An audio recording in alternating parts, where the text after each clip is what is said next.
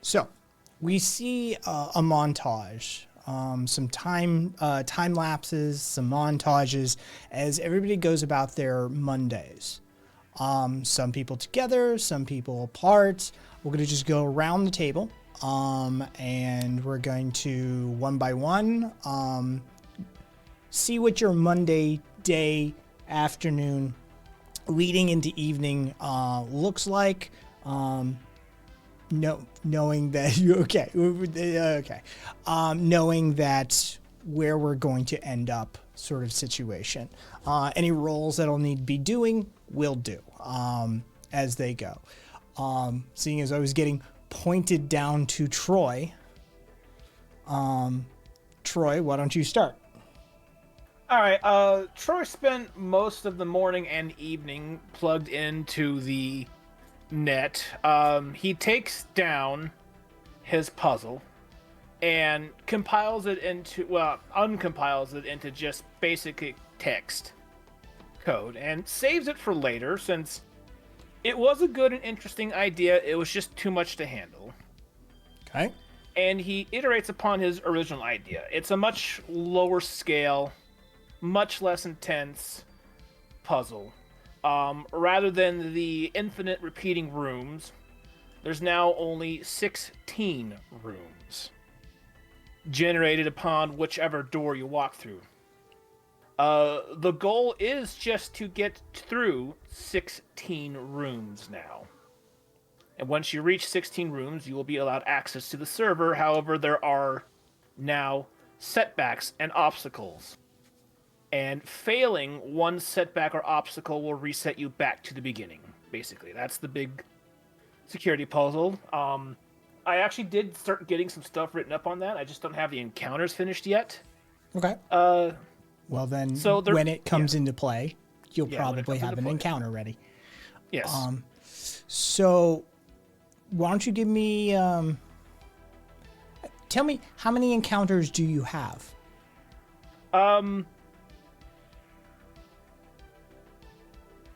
Go pull it up. I have written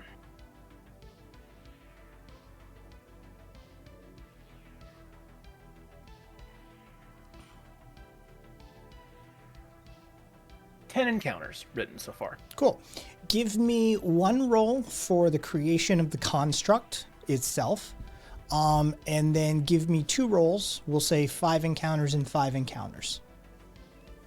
And we'll see how all that shakes out.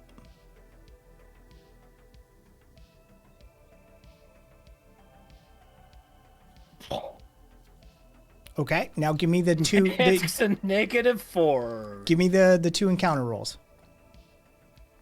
Alrighty. That's a 0.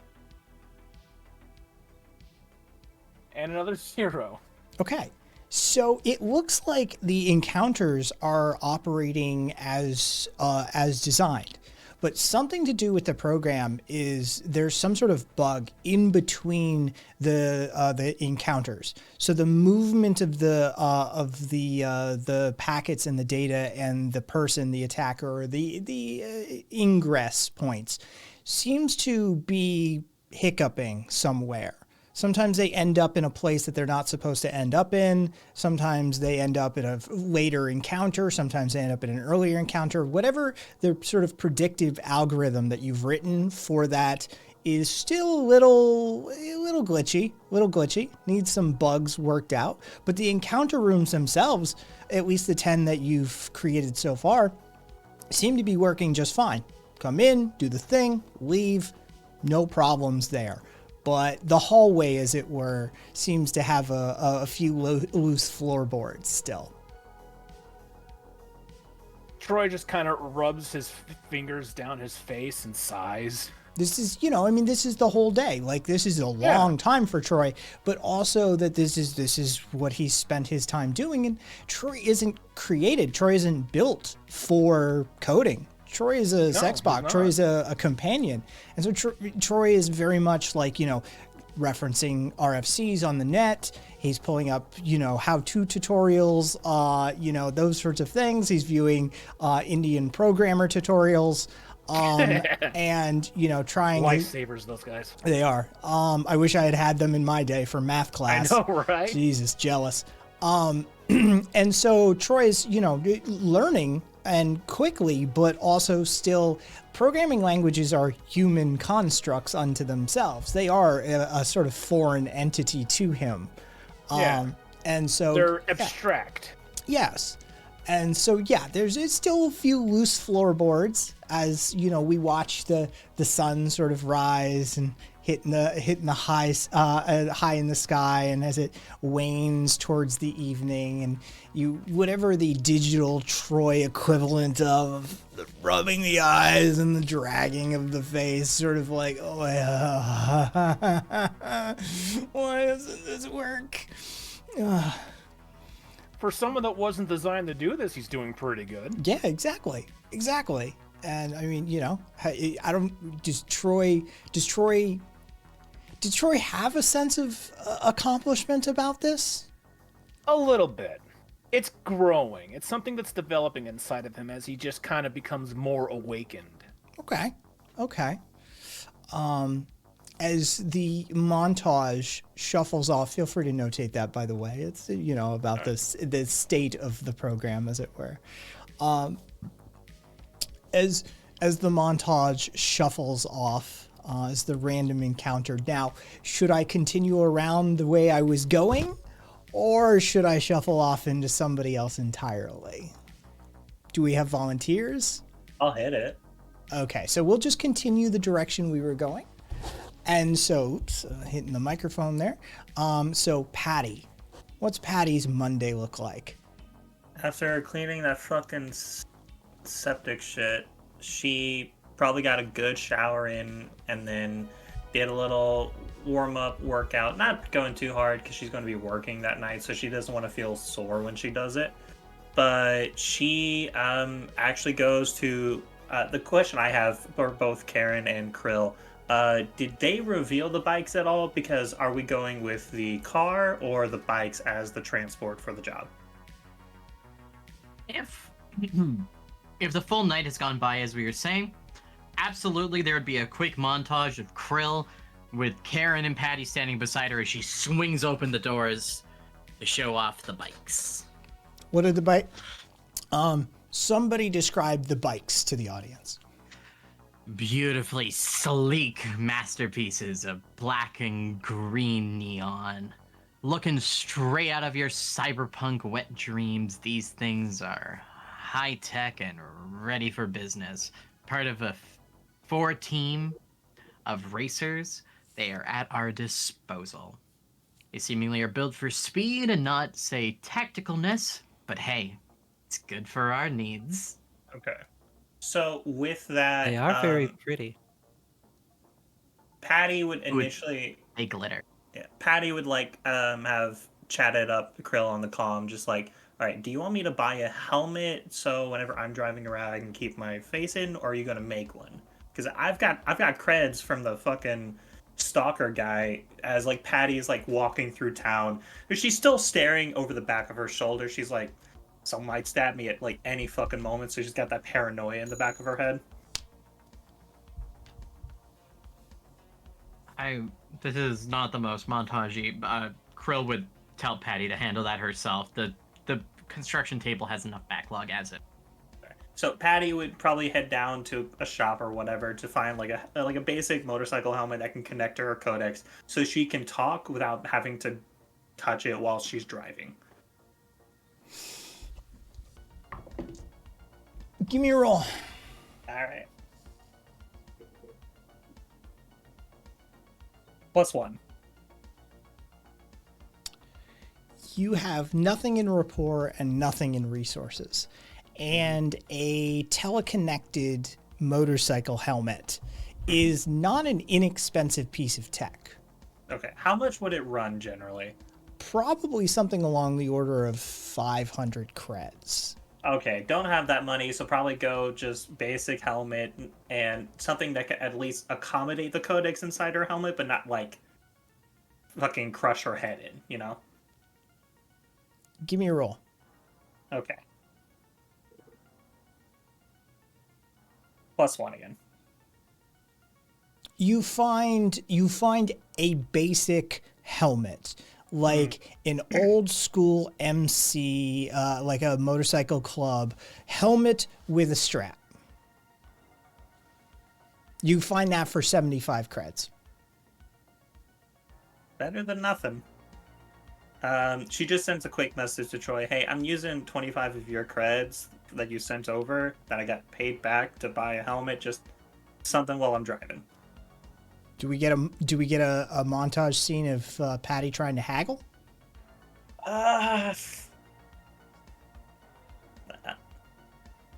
Sure. You know what? She's talking to this guy, probably like a shorter guy who's a little grizzled. He's like got a lot of shit all around him in this little shop.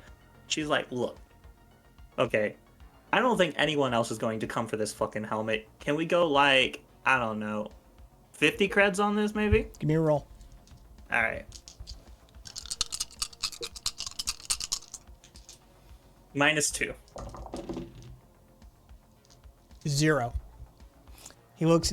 We hear this shopkeep looks at Patty and goes, "Yeah, but you want it."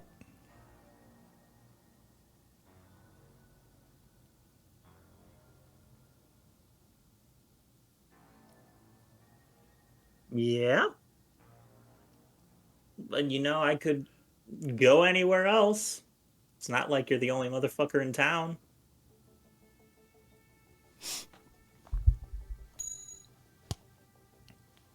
All right. Tell you what, I'll see you at 65.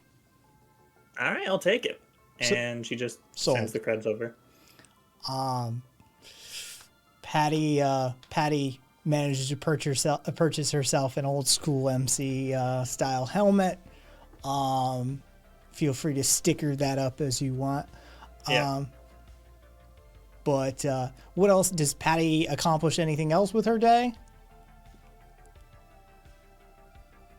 Problem comes is she, more than anything, it's a lot of walking around town as she's like going from shop to shop where eventually she lands and gets the helmet. So she's got like that strapped onto her backpack behind her, and it's just that kind of like that nagging feeling at the back of her head. She's paying attention to what time it is, and she's like counting the time down until it hits night. She's like, if anyone's going to be fucking with me, it's going to be at night. So in a sense, you see as she's riding the transit to the base, as like she's got her sunglasses on, she's not trying to do anything, but she's kind of trying to see if anybody's acting cagey around her, if somebody is like being weird. Give me a notice roll. Yep. Okay. -1. Nope.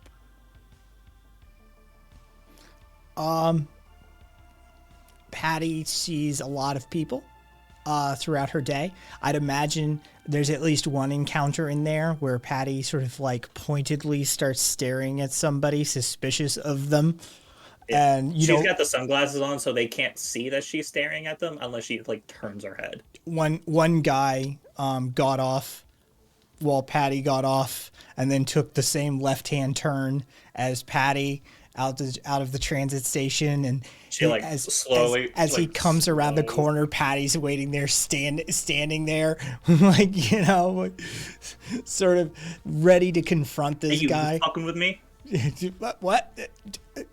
No. Keep walking. He shuffles off and it takes her right into a bathroom that was right behind you.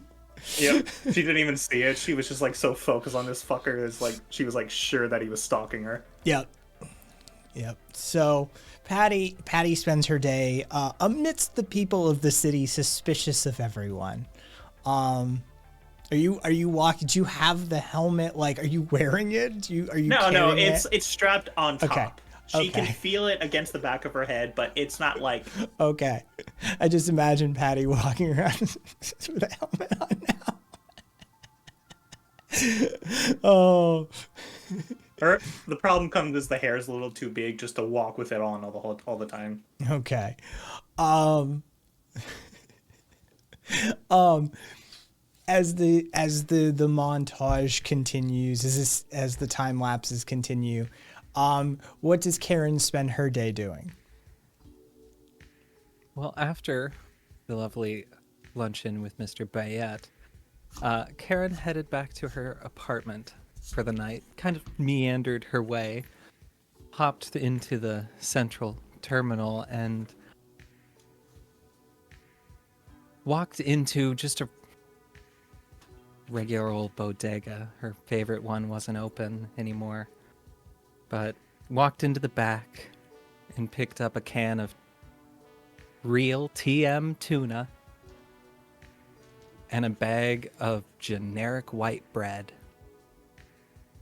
And then goes over to the dairy section, grabs regular chocolate syrup, TM, real chocolate syrup, heads on home, and actually sits down at home to eat for once. Pulls out one of her 2 plates from the cupboard. Pulls out the one below the top one, that way I don't have to clean it. And I prepare myself a tuna fish sandwich. And I pull out a cup, fill it halfway up with water, and start squirting the chocolate syrup in. And stirring. Start scarfing down this sandwich. And Karen's slowly, as she takes bites, with each one, she starts coming a bit more unhinged in her appearance. She starts hiccuping a little in her breathing, and tears start to flow down her eyes.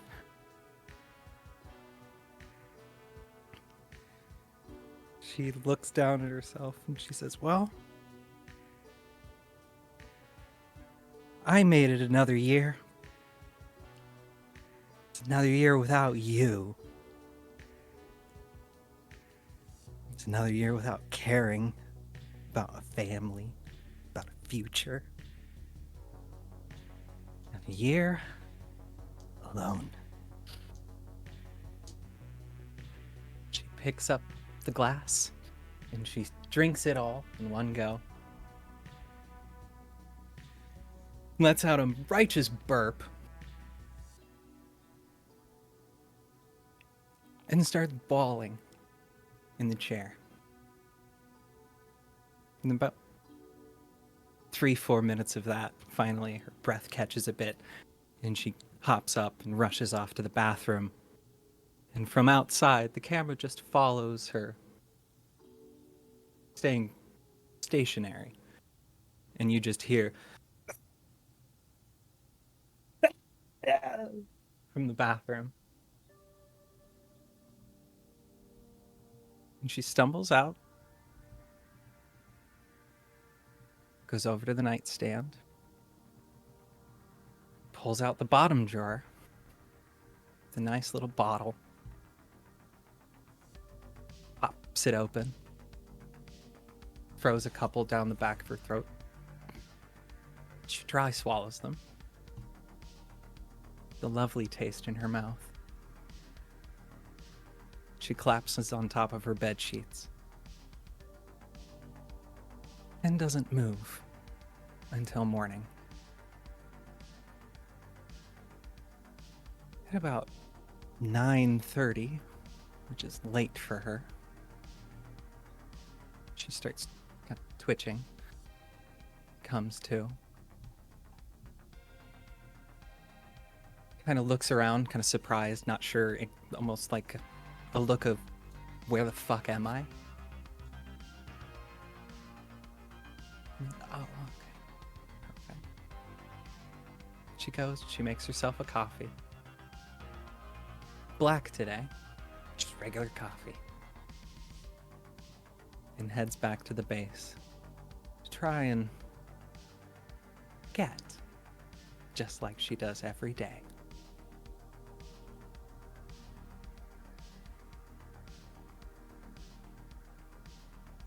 And when she's there, she's pleasantly distracted by Patty trying to act like they're in charge of something that might get accomplished. Actually, Patty's like, I got the helmet. Hey, Krill, I know the whole helmet thing is backlogged, but is it possible to get a visor on it? Just like a quick, like, attachment. Do we You have said it was goggles? backlogged. I've got a spare pair of goggles I can give her. Fair enough. I'm just saying, though, those bikes need, like, a really fucking good helmet and style, because I'm gonna be honest. What the fuck is this thing?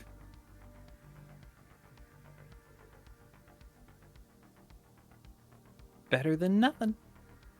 It's better than nothing. Which, you know, once we get that job in, we could probably get some more shit, whatever, and then, you know, the whole thing, we can get that going. But, you know. So, what does Krill spend her day doing? After all that, the camera pans back to earlier in the night. And it's in Troy's world, just briefly, as you see that load leave the effective RAM usage and stress of the system. And it pans to Krill staring at the screen obsessively, seeing the same information given. And the moment it is, a flashing of light erupts over her as the arms go mad with work. She's hunched over her table. Nothing but work on the mind. Nothing can get in the way of her now, and she won't let anything else. She has a backlog of work, and it's all she cares about. Because goddammit, they need a win, and she doesn't believe they can do that with her at her half stage right now. And so, the beta attempt at the neural network system for her and her drones is attempted and built.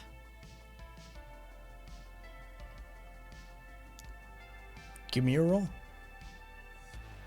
Mechanical arms working crazy over the night. With a total of +6.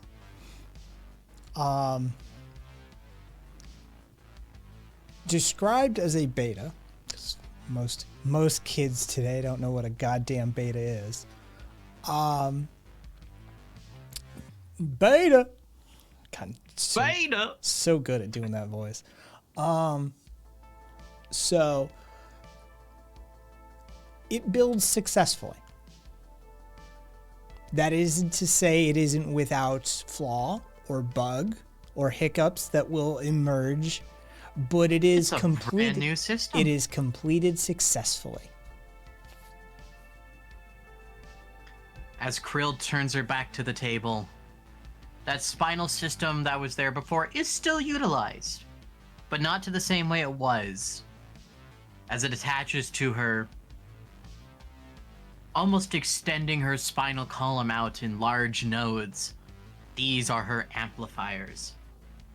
As it grows higher up, 2 large plates lay over, connecting into the port she made, connecting with her full body cerebral cortex. And as it lifts up topwards, it connects into the base of the neck, where layers of plate wait. And as she looks forwards towards the camera, those plates click over her, encasing her head in an inhuman-looking helmet with 6 eyes. As the eyes alight in a neon glow, all of her other drones in the background start to lift up with her. And you just see the flash of the table continuing as we zoom away. Except number 4 doesn't rise up. Oh, it doesn't, does it? Nope.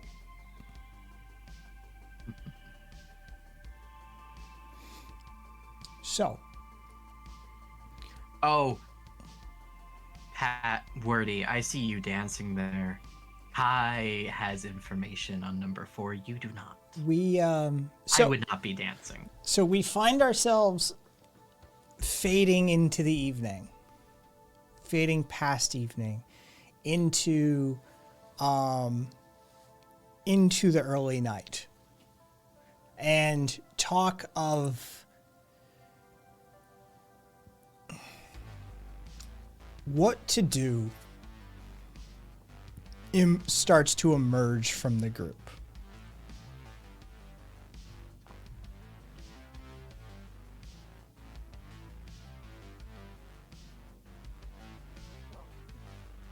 Well, Karen pulls out her phone, pulls up the Freebooter app, pulls open the courier job, and clicks accept. Okay, so on acceptance, first off, the job is not a super high paying job. It's only a runner's job. It's for 500 creds. The details, as soon as you accept it, are sent over to you. You're to visit the M&M pawn shop. You're to ask for Mickey, and you're to say, "I'm here as a runner." The delivery location is at the Jade Horizon Towers Skybridge. And your drop off is behind a pillar that is right at the building 2 drop off. Building 2 Skybridge access. Right at the building to Skybridge access? Yeah, there's a dead drop location right behind the pillar. In which zone is the Jade Palace? The Jade Horizon Jade Towers. Horizon. Jade Horizon Tower. The Jade Horizon Towers is a mixed usage tower set that straddles the residential and commerce district. In fact, it has one tower in the residential and it has one tower in the commerce. Hence the Skybridge. Yeah. The M&M pawn shop is by the lower end of the residential. It is right adjacent to the road near the Drifter Depot. Drifter Depot. Right adjacent to the Drifter Depot. The road adjacent to the Drifter Depot. Okay. Yeah. Right adjacent to the road. That's the Drifter Depot. Gotcha. Yep. Low Near low Budget income. Cred Suites? It is, yeah, it's all the same area. Budget Cred is a little further to the further away from them. Yeah. Okay. Yeah, it's a little further south than the Drifter Depot. Drifter Depot is a little further north than Budget Creds. Okay, so Okay, as it's out there. so it's getting night, Patty managed to get a jacket out of her fucking apartment and says, "Okay, I think the helmet's dried now," as like she had let it spray painted with black just to help give it that clear, simple color.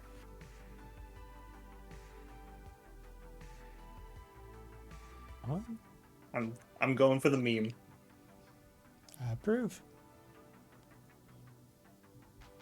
Do we have a bag? Something that we're gonna put it inside and then possibly just drop that bag in the drop box? Yeah, drop just spot? pulled one from my apartment. I just cut off all the different insignia and everything, and then just made sure it's like it's got like just lines of green, but outside of that, it's got nothing else on it. Cool. Glad And you you're had cool with something. losing that Otherwise- if we need to? What? Otherwise, I was going to set you up with one of our containers. Glad you have something, though. I mean, I figured if I'm doing the job, got to make sure I have the shit on me. You know, it's not the first time I've had Yeah. to run shit. To be fair, the crates I made have Krill Tech on them, so it's probably better if you don't. I'm not gonna lie, Caboose. I put Eminem like Eminem and not M&Ms. Oh, like the singer. Yeah. Also, I'll give you the pillar is the pillar on building 2. Pillar on building 2. So there are 2 buildings. I might as well. I noted building 2 as well. Thank you. Okay. Figured I'd help that note taking out. Last thing before this heads off. Do we want me to use a different codex while I'm on the job? Because if someone's tracking me right now with the codex, we don't want them fucking with our job. I'm be real. If there is someone in your codex, doesn't matter if you swap codexes. If they can understand my absolute clusterfuck that is of a programming style, they can hack into whatever other thing you use with ease. So what were you telling me then? I need to go silent. Like once I get close to the area around it, I just shut it off and then. If you want to be free of any pressures involving this, yes. Okay. You create a dead zone in which you tell us, or you have someone update us. Now, Kai, Krill is going to check to see if she has any incoming data from number 4. Or is number 4 completely isolated itself? No, he's talking to you. Okay. No, as long as... Listen, if it's growing enough, if its personality stepped enough away that it's like, no, Mom, you don't get to tell me what to do. She's fine with that. As long as she can still check in on her baby. Yep. I can know where number 4 is. So if you need to update us, you can literally get number 4 to tell us, and it can tell me now. Hey Troy, can you pull up the map as I'm pulling it up? So if we're looking at the map itself, where is Budget Cred Suites? Drifter Depot. Okay. Near the Drifter Depot. Okay, so there's commercial, residential. Budget Cred Suites is a living location. Different place. I don't think it's on this version of my map. It's on the latest one in map repository. Alright, I'm looking at it now. Give me a second. It's south of Krill's basement. Yeah, I'm just... Right by cryospace pods. Find where zone 1, 2, and 3 meet in a corner and look there. Look for the purple, red, and yellow. I see it. Okay. Cool. Sweet. So there's Drifter Depot. That's... Let me make sure I get this right. We go to M&M Pawn Shop, go to Jade Horizon Tower Sky, and Skybridge Access. And then Jade Horizon Towers would be the bottom. It would be west of zone of commerce and residential. So look further down towards that corner, a little further over, closer to Cetabello. Okay. Yeah, about a midway on that point. So basically what's happening is we hit the dead drop at Drifter Depot and then make our way down towards Zone 0 a little bit. And then from there, meet at the pillar near Budget Cred Suites. You're saying a lot of we. And why do you keep mentioning Budget Cred Suites? There's nothing to do with Budget Cred Suites. That was simply me Break it from identifying your its memory. general location. Remove that Okay. from your memory. Cool. I took that off my notes. It was just there and it was fucking with my head. Okay. Building 2. The pillar on building 2.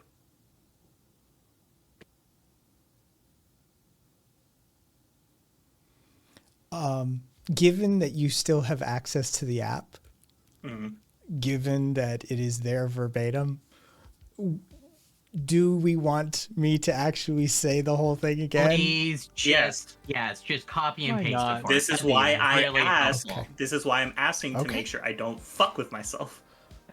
You are Well, to I'm surprised you're writing down things that didn't need to be you written are down. you- That's you are to go to M&M Pawn Shop, adjacent to Drifter Depot. Okay? Yeah, You I'm are with it now. you are to speak to Mickey. State, I'm here as a runner. You are to then take said package to the Jade Horizon Towers. Go up to the Sky Bridge. Place the package at the dead drop location that is located behind the pillar on building number 2. Okay. Yeah, I had all the notes down. It got mixed up in my note type. That's why. Okay. Cool. I'm just going to say this to make sure I understand it. So we hit M&M Pawn Shop as Mickey. I'm here as a runner. I go up to Jade Horizon Tower Sky Bridge, and I drive all the way down, and I hit brain. And then I head down, and it's near Setabello, and then I hit behind the pillar on building 2. Where did Setabello come from? Because he said it was near Setabello. Wordy, stop creating lines that aren't there. You should have just written down exactly what Kai said. Okay, Wordy, look in chat. Yeah.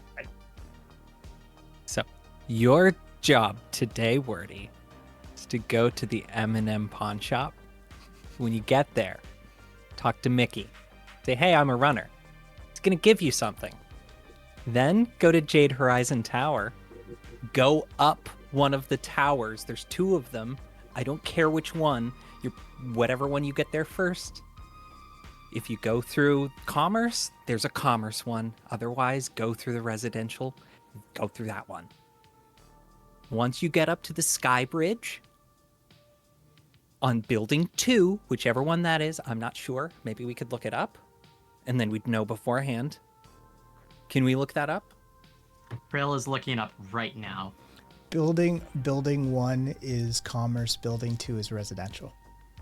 Thought so. I didn't want to assume though. Building Yeah, 2 I had is that in my Setabello. mind too. Okay. There you go. I just wanted to be clear. Wordy here actually struggles with maps. I am geographically challenged. Okay, so this is not Don't Patty's say. fault. I'm just retarded. Wordy struggles with too much information and writing down stuff that wasn't even mentioned. Okay. To be fair, Kai said specifically that if you're looking at the map, it's near Setabello. Okay, I just want you. Basically, I said it was on the way. I located you to the corner of of Zone 3 and Zone 2. I'm sorry, Zone 3 and Zone 1, and then I said it's on the way to Setabello, putting you at about halfway. So if you look where Setabello is and you look at the corner and you go halfway between them, then Basically That's the straight commerce south from tower, the main correct? hub. Yeah. Okay. Cool. Or That's sorry, the Commerce straight Tower, correct, Kai? west. I'm sorry, what Karina? That's the Commerce Tower specifically you're talking about, right? Commerce is 1, residential is 2. So ultimately they're Yep. like on the map. Okay, they're pretty. you know. Okay, they're The close. Sky Okay, Bridge is got it. between the Yeah, two there's of a them. there's a literally a walkway between them. Yeah. That's what the Okay, Sky Bridge I is. just wasn't too sure how big this walkway was. Who knows? Maybe it was spanning buildings in distance. Mhm. It's cyberpunk, you know? Shit can be dystopian like that. There is. Okay. Yeah. Continue. Okay. So, Patty, Mm-hmm. go to the residential one. Yep. Go to Jade Horizon Towers. There's an S at the end. Go to the one of the residential. Go up to the Sky Bridge. Take the package. Put it behind the pillar on building 2, which should be the one you're in. Yeah, but if I'm like, what zone am I in? I can just quickly check that anyway, so it's fine. All right. So we figure out where I'm dropping off. So the question comes is, when I get close enough, turning it off and looking at that, would you recommend turning it off once I hit Setabello? I would turn it off before you get to M&M, honestly. Fair.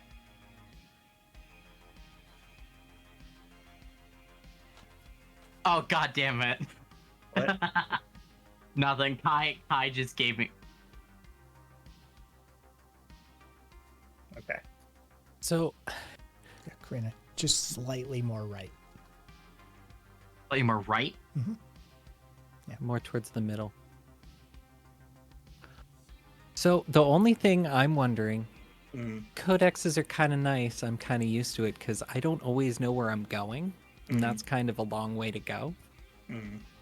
Are you okay without your codex getting somewhere? Means you're no GPSing either. Yeah. Actually, you know what? Before we do this, Krill immediately goes to one of the bikes to see if they have a built-in GPS. You're not special enough, viewers.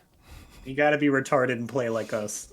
Okay. Viewers, feel lucky if it gets edited into the video.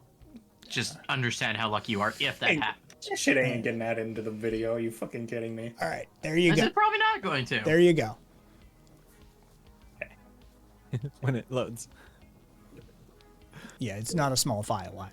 If you guess by that resolution. Hey, you know what? My green circle was correct, but still too vague. Wordy would get lost still. Okay. This is my internet slide. Like, oh, what file? Cool. All right, we got that. All All right. right. As long as I can know where to identify on the map, we're good. Oh, okay. It's in repository. Oh, okay. Okay. Do the bikes have GPS trackers or? Well, let me see. God, my instincts tell me one thing. Well, the coin flip will tell me how I want to do it. Yeah, no, they don't. They're race bikes. Every gram counts in a race in a race. Like that is weight that you would study the course. You would know the track. You would know every corner. You would know every turn. You know every apex of every turn as a professional rider.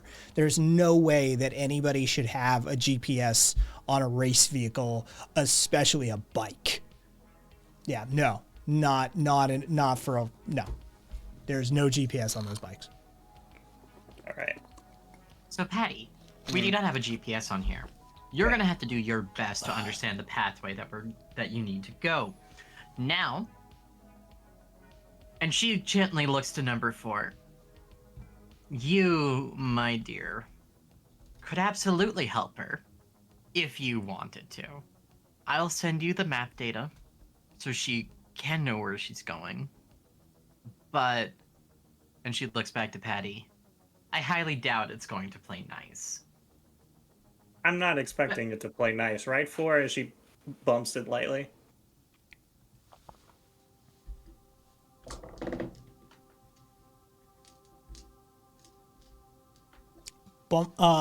Four bumps you back. Yeah, exactly. Right? We're assholes, all right, but we get the job done. All right. 4, you have the information if it becomes so desperate and you feel a level of empathy. What? Patty, What are Good number luck. 4's armaments? Can you text that to me? oh, I can tell you firsthand. Okay. None. Okay, cool. It is strictly a scouting drone, just like 3, 2, and 1 are right now. They are strictly scouting drones. They Okay, so only, 4 has only 4 Snips has ocular. the- Got it. Yeah. Yeah. Okay. Oh, and most they have is a very small holographic field they can make. Okay. So like Cool. they can display stuff if need. All right. All right. Well, slips on the helmet. A little bit of nervousness around vehicles does kick in. She's like, "It's gonna be fun. It's just a job." And Has Patty? What is Patty's taking the car, right? I thought we were taking the bike. Okay. Well, you got the. You know what? No. You know what? Fuck it. I'm not gonna argue anything. You're taking the bike. Cool. Yep. Has Patty ever ridden a motorcycle before? Doubt Twice. it. Well, hold on. That's not for you to answer. She's done it twice. One time just to get a feel for it. A second time just so somebody could teach her how to ride it on her own a little bit. But it was like very easy conditions, not too intense. She has comparatively even less experience with bikes, but she doesn't feel comfortable with the car right now because it's too conspicuous. She needs something that's a little more just in and out. Okay. She She's like, Just curious, what's the weather like? Tell you what. Since you asked, give me a roll. Aspen's gonna fuck me. -2.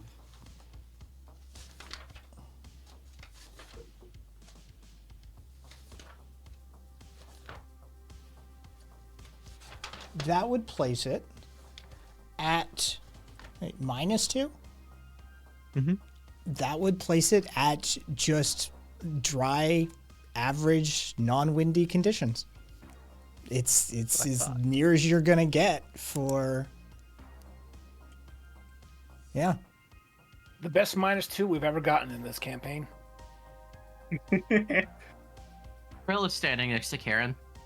If she somehow can ride a motorcycle better than she can drive a car, I'm going to rip my new hair out.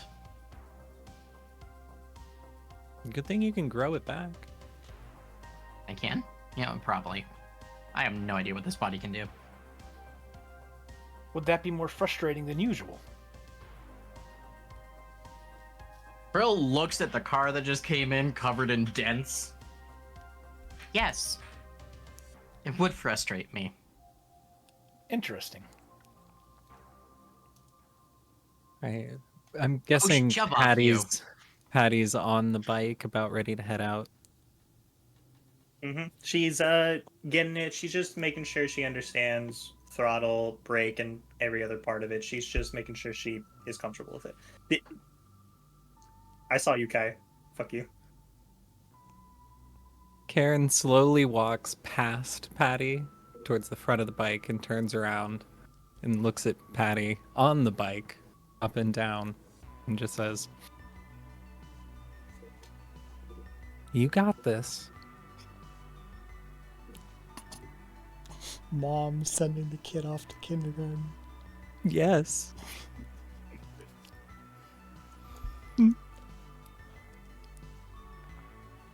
Now, if you do good, maybe you'll get yourself a new helmet. Who knows? I mean, to be honest, I'm not even really worried about the helmet more than anything. I'm just worried about getting it done and, like, making sure I'm actually starting to make some money.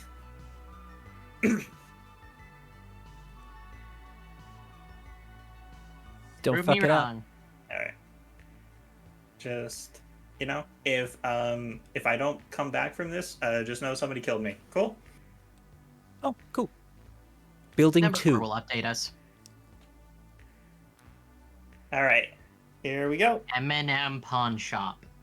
M&M Pawn Shop. Jade Horizon And Towers number I'm here 2. as a runner. As for Mickey. You're going to Tower 2. The residential.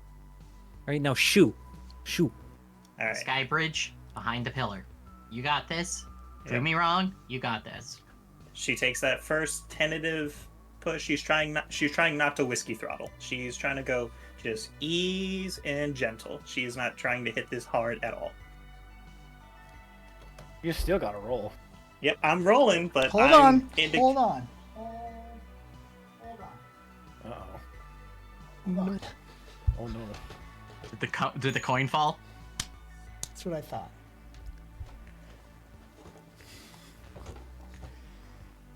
Your god is feeling entertained. Roll with advantage. Yes. Okay, first roll. -1. The Minus underdog's- 3. I'm glad we had that -1. The underdog setup was real. So you have a +1 in drive, right? I do. Okay. Just enough to be able to get me places. Okay. So a 0 in fate is described as mediocre on the ladder. Describe a mediocre send-off. Reminder: this bike is a fucking rocket. No, she specifically described making sure she didn't fucking whiskey throttle that shit. So at least it's not gonna fucking slam into the wall across the alley. But clutch, which is something you didn't mention, which is what I leaned in on, right? Like there's a lot of stuff involved in making a motorcycle move. Yeah. Yeah. Okay. Patty's quarter of a mile experience, the point where she starts to get the distance, is basically her like literally clinging on for dear life. She's like, oh god, this sounded fine in my head, what am I fucking doing? Just turn around, go get the car. But at that point she's like, oh shit, okay, lights green, let's go. And she's like, in that moment she's like constantly fighting in her head as like she feels like she's shaking, but it's just like the slightest bit of wind. She's like, this, I can feel my life literally on the line here. Like in a car, she's nervous because she feels like she's going to hit something. If she hits something here, she's going to die. And it's in those moments where she's like literally trying to have the least amount of contact with the air as possible. She's literally like, she's overdoing that whole like biker over the motorcycle, like in a chase scene, but what you see is just the quarter mile of this random person with like a badly painted black helmet just kind of riding on this literal mechanical like invention of God in a sense. She's been given a tool that she's like, I did not expect it to be this hard. So as she makes her way, she's across that quarter mile, out down the alleyway, out onto the street, waiting at that first light, getting a moment of reprieve, having nothing but doubt in her mind. But the moment of action is seized upon. The light turns green. The instincts say go. The job has to get done. Give me another roll. Okay. We've made it this far. We can make the rest. +2. Yes, so she's in that moment where she's able to get a little bit of the traction and a little bit of the speed, and she's starting to get a feel for the handling. She's still not got a full sense of where everything is because it was badly like taught her like one time at like 3 o'clock. So she remembers like roughly this part, but she doesn't know enough details to describe. But she's able to start getting her way as she starts to get that feel. Like once you learn how to ride a bike, you learn how to balance. Like she's literally being carried by her balance at this point. Fun fact about motorcycles is the same thing as bicycles. In fact, the gyroscopic action of the turning of the wheels stabilizes the vehicle itself. And so as Patty speeds up, making her way through these rough gear shifts for now, the bike stabilizes. As she starts getting up to speed, she realizes that like she can lean a little bit and this bike just sort of responds, but it pulls back to center. It's not falling over. It's not like sweeping out underneath her. This is a well-designed, well-oiled, crafted machine that is designed to take these streets, designed to take corners at high speed.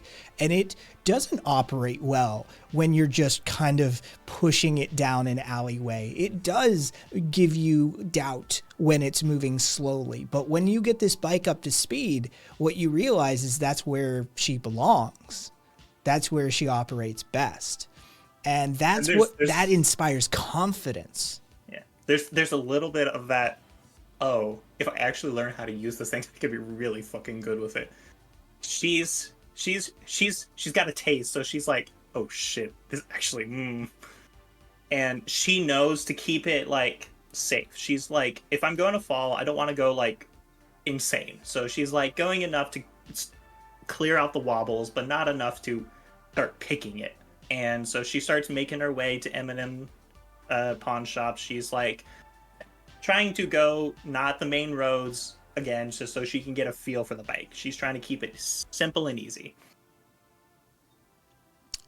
Give me another roll. Okay. Come on, work with me, bike. Come on. -2. It's a -1. Can I... Patty is starting to branch beyond just the simple medtech mode. She's like work mode. She can start to get a feel for it in purely more than just outside of medtech. which means like, in a sense, when she's in the moment, right? That's the key aspect for her. She's in the moment and able to get a sense for it. And she's running her way. I'm not trying to invoke any aspect. I'm trying to get a sense of where she's running. Are you, well, if you're trying to spend a fate point here, I'm fine with that invocation. Yeah. But I was going to ask you, how do you want to spend this fate point? Do you want to re-roll, or do you want to do an invocation and just take the +2 and go with the 1? I just want to go for invocation, get a +2. If I could get into that work mode that comes from the high concept, she can just kind of switch into it. She's like nervous, but she's like, people are depending on me. I got to get this shit done. And I mean, you know, a +1 is average, right? But this is the end of the trip.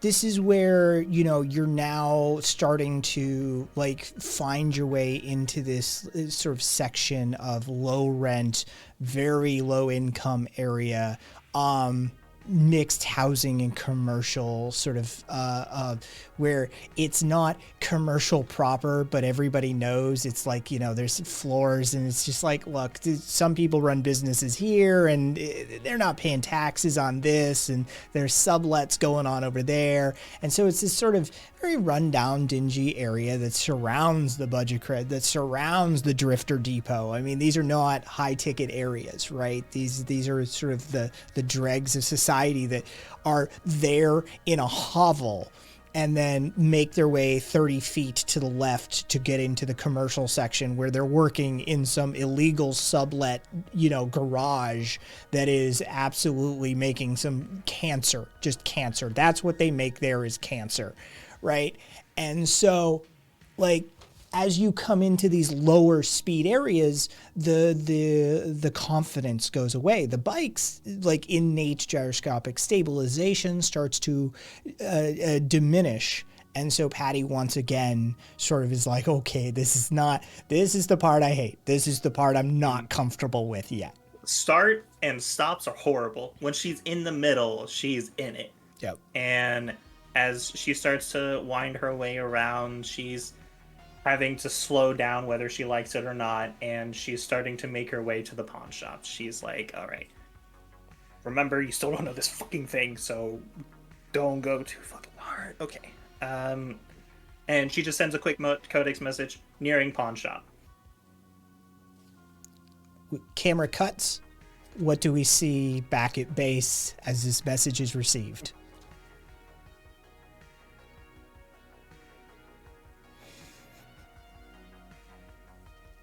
He's making good time. Hasn't crashed yet. Impressive. Okay. And from their perspective, you see a holographic map, or no, not a holographic, just on one of the screens, a map that is now updated with a point of where Patty should be. Okay. I just as, like, you know, an independent party here, I like to see that, you know, there's some sort of apparatus at work here, right? There's you know, mission tracking occurring. Okay. Camera cuts back. We see Patty pulling up outside. You very much have these sort of high-rise situations, and across the street from the Drifter Depot. The Drifter Depot is like one of those Tokyo capsule hotels on steroids, man. The capsules are smaller and the building is bigger, right? And so that's what Drifter Depot is, and it's like low rent. Like, we're not dealing with like Japanese cleanliness here either. This is, you know, you're gonna catch hepatitis of the syphilis of the chlamydia by sleeping there, right? Like, it's this some shit that you're probably gonna have to go see a Ripper doc to like scrape out of your system with nanobots, right? Not a great location to find yourself, right? But is one of the major housing locations for many of the dock workers. So it is a staple of the city. Across from that is where you find this sort of like shopping complex It's sort of a multi-faced building that has shops on 3 floors facing outwards, and then inside it's got a hawker's market full of stalls that are selling all sorts of things, from just torn apart electronic scrap to grilled meat. And so, some of it's meat and some of it's that rat that just ran by your foot, right? Like it's, As soon as Patty sees kind of Oh, like damn, fresh rat. one person comes out of the building, she's like, "Hey, I don't need to catch whatever's in there," and she just has like 2 medical pouches on the side just to keep on her, just in case. She pulls out one. It's like one of those like nicer masks that like actually has some function in it. Like she puts it on, connects it all the way around, and it just kind of like lights up a little bit as the air filtration starts. And she's like, "All right." The M&M pawn shop has a small window. It's on the corner of the building. And there is a small window. I mean, it's a bit of a window, but it's got neon in it that says pawn shop. On the side of it, it says trade, sell, buy underneath. And the door is on the other corner. So the front of the building right here with the window, and then right there on the corner is the door. She gets the bike as close as she can to that door, to where if she steps inside and she keeps like halfway in between, she can at least keep an eye on the bike. Okay. And she sets the kickstand, kills the engine for the moment, and then, all right. And she steps up, she goes up to the door, and there's still a little bit of that nervousness coming from having started and stopped the bike. She's like, "Mickey?" Sorry, Mickey? The door is shut. There's a standard glass door, like shop door there. Yeah, she like opens it and like accidentally squeaks. Okay. Yo. I'm here as a runner. Oh yeah. Come on in, you guys. All right. She does pull off the helmet in that moment and just walks in. As you walk in, what is your state of awareness? She's keeping the sunglasses on. She doesn't want eyes identified, so she's kind of limiting her exact light vision capabilities right now. So she's probably just able to see kind of like most of things, but probably also can't make out every single detail because the lights are probably, I would imagine, this kind of rundown place a little haphazard. Okay. So as you walk in, there's a case full of like what, as you just basically pass with this sort of like adjusted vision, it seems melee-ish, right? It's a case full of weapons. It looks to be stabby out of the corner of your eye. As you walk in, there's cases to your left. There's, like an old sort of cooling case off to the left. There's some cases on the right. As you walk past them, there's various, looks to be maybe some weaponry, some pistols. As you go further in on your right, there seems to be gold glittering jewelry, that sort of stuff. And there's like a typical cabinet ahead of you, like a typical retail counter, right? There's sort of the cashier area over there in the back corner, and some goods, some jewelry, that sort of stuff, some gold, silver. Back in the back, you see in neon that says loans. Neon on the back of the wall, and underneath hung is a old school rifle, and there seems to be guns behind the cabinet, and next to that is assault weapons and rifles and that sort of stuff. And as you walk in, what you see is a small, sort of wiry, 5'5" if he's lucky, and he's probably wearing lifts. Right, sort of guy, very lean, very slight. There's less physical imposition, right? But his movements seem a little twitchy, a little coiled, right? Angular features, pointed chin, hawkish look, pale as pale can get, This dude probably doesn't go out in the sun or during the day, sort of vibe you get. But he's standing there in understated clothes, a button-up shirt, dark, sort of muted tones. He's got a vest, trousers pressed, that sort of thing, right? He's, he's dressed up for given the area that he is in. Slicked back hair, dark color, but a few strands coming down across. He's probably fucked some people out of deals in his life. Yeah, you get that feeling as you approach the counter. He goes, "So use the new runner." Yep. He taps the counter, the glass counter. His hand is just sort of instinctively tapping. It's just sort of going. There's a faded tattoo, circuit pattern on his left wrist. Anything I would know? You can give me a roll. Yeah, I'm just curious to see what he's got on him. +1. Generally, you see this type of tattooing around people who work in, around, with, or are fans of cybernetics. Okay. Yeah. Yeah, okay. So, nothing to identify with any gang in the moment, so that makes sense.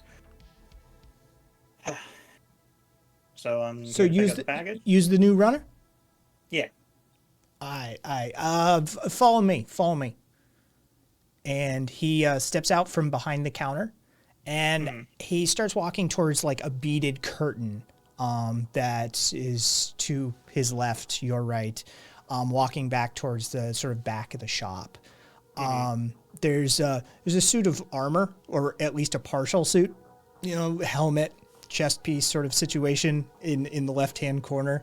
Probably not going to sell, but that, he, as he breaks the beaded curtain, you get a good look from behind sort of situation. Yeah, he's a bit more wee. There's some heels on those boots. Especially if I'm like 6 foot, I can like see the top of his head. Yeah. As you break the curtains, as you break the beads, you get into the sort of back room, and there's a stool off to the left and just a metal table with a small TV and a bunch of shelving on the right. Sitting on the stool is a mountain of a dude who just stands up and looks at Mickey and goes, "Who's this?" It's a new runner we got. "Oh, nice to meet you." This dude is at least 4 inches on you. At least. He is huge. He is broad. He is muscular. He is intimidating looking, but his features are like round and gentle and soft. Tanned, few scars. His forearms are like your your quads. His forearms look like your legs. He is a huge mountain of a man. Curly, thick hair, unkempt, just t-shirt that is like stretched to its limits on this torso, and basic jeans, and just the meatiest mitts that you've ever seen. And he reaches out and goes and offers his hand to shake yours. First instinct is to not shake the guy's hand because she's on the job. Second instinct kicks in, and she's like, "Oh, this is a muscle." She's like, "I at least gotta hold his hand." So she does take his hand, and she just holds it, and she just wants to see how much the grip is in there. She wants to feel it a little bit. He barely touches your hand. Give me a roll. Okay.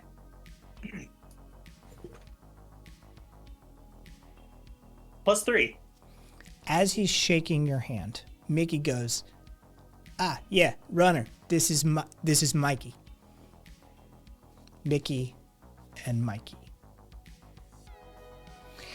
Mikey holds your hand in his like it's a delicate bird.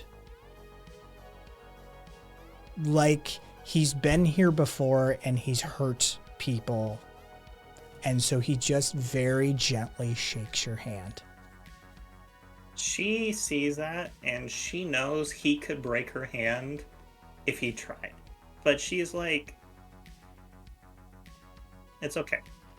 I'm not a delicate bird. You say this to him? Or are you just... She can sense it. She doesn't say it, but she's like in her head. She's like, she just holds it and she can sense that fear of hurt. And she's like, nice to meet you. And she doesn't grip hard, but she grips firmly. She's like trying to indicate in the sense that she's like, look, I can feel you holding back and scared hurt, but I'm fine. He doesn't change his grip. He just shakes your hand. That's fine. Mickey goes, all right, that's enough glad handing. Come on, we got work to do. Yep. Nice to meet you. And she just sends it under her breath as she follows after. Mikey just, hi, sits back down. Is your head still on a swivel? You but with the shades on sort of situation? She's keeping the shades on. She's keeping the mask on. So the only real colorful thing that's visible on her is her hair. Okay. And she shakes her head. She's like, all right, seemed like a cool dude, but keep going. And just getting a sense of it again. She's back in it. She's like, what has he got behind the counter? Is there any weirdness going on? Are there any screams? Give me a roll. Okay. +0.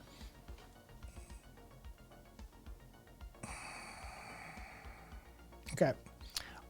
As you walk further to the back, there's some cabinets with just stock and stuff in them. As you pass those, you do notice that there's like a chair, like a full like dentist chair sort of situation going on in the corner, and some sort of cooling cabinet with vials and stuff in it. Don't know. There's there's a bunch of stuff covered in like a shroud. There's just like cabinetry and maybe a couple boxes covered in something as well. No sense of it whatsoever, but there's double doors, as you, hit the back of this, shop, and, Mickey, opens the right-hand door and steps through. And you follow him through the doors, I presume? She sends a quick codex message just to say, going through double doors at the back, just a heads up in case something happens, and then just keeps going. Krill updates the map that she's at M&M. But Krill also takes a moment to see, is number 4 updating any video itself? 4 is watching a child play with a stick and ball out in the alleyway. Chicken ball! Yep. That child's in a precarious situation knowing forward that Yeah, she trusted 4 to be able to not fuck with anything while she's off in the It seems to be adjacent to the bike though. Like 4's hanging out by the bike. Alright, just keeps following after Mickey. Okay, so as you walk into the back, first things first, Patty, you smell blood and viscera. Like there's no way Patty doesn't know this scent. As you get into the back, immediately to your right, there's a couple of pressure gas canisters of some sort. There's a large illuminated screen to the right. There is a cage with a lot of like equipment and stacks of stuff directly ahead of you. Off to your left is a cot. And beyond that seems to be a large freezer of some sort. It is a top-loaded freezer, not a walk-in, but it is a very large freezer container of some sort. In the middle of the room, there's a basket, a rolling basket full of bloody rags, and then there's a sort of an egg carton next to it with cleaning solutions and stuff in it. Floor is sort of dingy. All the way off to the left, there is a pair of doors that are shut, and then in the back left corner, there is sort of a ad hoc surgical suite that has the plastic curtaining all the way around it, on two sides, that just ring all the way around it. And Mickey walks all the way into there, slides the curtains over to the left, and you can see that there is a table, not a table, like a chair table, sort of surgical suite with some electronic kit and a whole bunch of sharp implements. There's blood on the floor, there's blood on the seat, there's blood all over. On the back wall, there's going to be an electronic screen with digital outputs. And you can sort of see, that, like, the last patient or not that was there. And you can sort of see the highlights and the breakout information for the cybernetic pieces. And all the way in the back, there's a cabinet. There's a two-door cabinet with shelves on it. And he goes back, opens the right-hand door, slides a sort of briefcase, we'll say 2 by 1 and maybe 9 inches, 10 inches deep, sort of case, slides that off the shelf and turns around and goes, here's the merchandise. There's not anybody lying down on the table right now, right? No. Okay. She just takes it out, holds it, and she's just looking at, she just like turns her head slightly, but not looking away from him, and just thinking, this is why I brought the mask. She's trying not to think about the potential ramifications of this. She's like, nope, just shutting that off for the moment. So, if you do good with this job, like, we can work outside freebooter if you want. Rather than taking a cut out of me and out of you, we can get some pay going here. My last runner had a series of unfortunate accidents, and it's no longer available. Well, if this job goes well, will you tell me what happened to him? Make sure I can not do the same thing? I mean, don't get got. I mean, fair, but Alright, well, I'm on my way then. And she just gives that 2-finger salute and just turns around and starts, do you want to walk me back, or am I good to go? Before you go, you got a codex? Yeah. He swipes over M&M shop details. M&M shop details. Give me a call when it's dropped. No problem. And she just turns around and starts walking back towards the front. He follows you out. Yep. There's a lot of blood, and that's probably nothing good, but she's got to get paid. So give me a roll. I hate you. +0. You don't hear anything on your way out. God, thank God, thank God.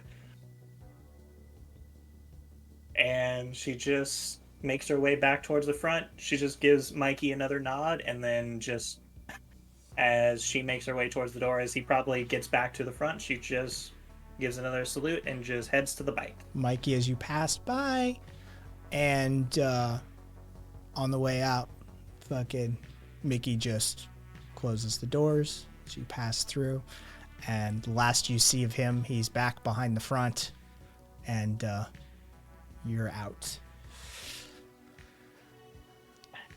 And I just send that quick message. Got the package. There's a return message within instance that was locked and loaded.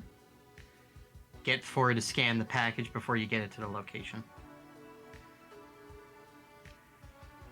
I just respond back. I'm gonna let him get a little ahead, or let him scan while we're driving, because I don't need boss man seeing that shit. Approved of this strategy.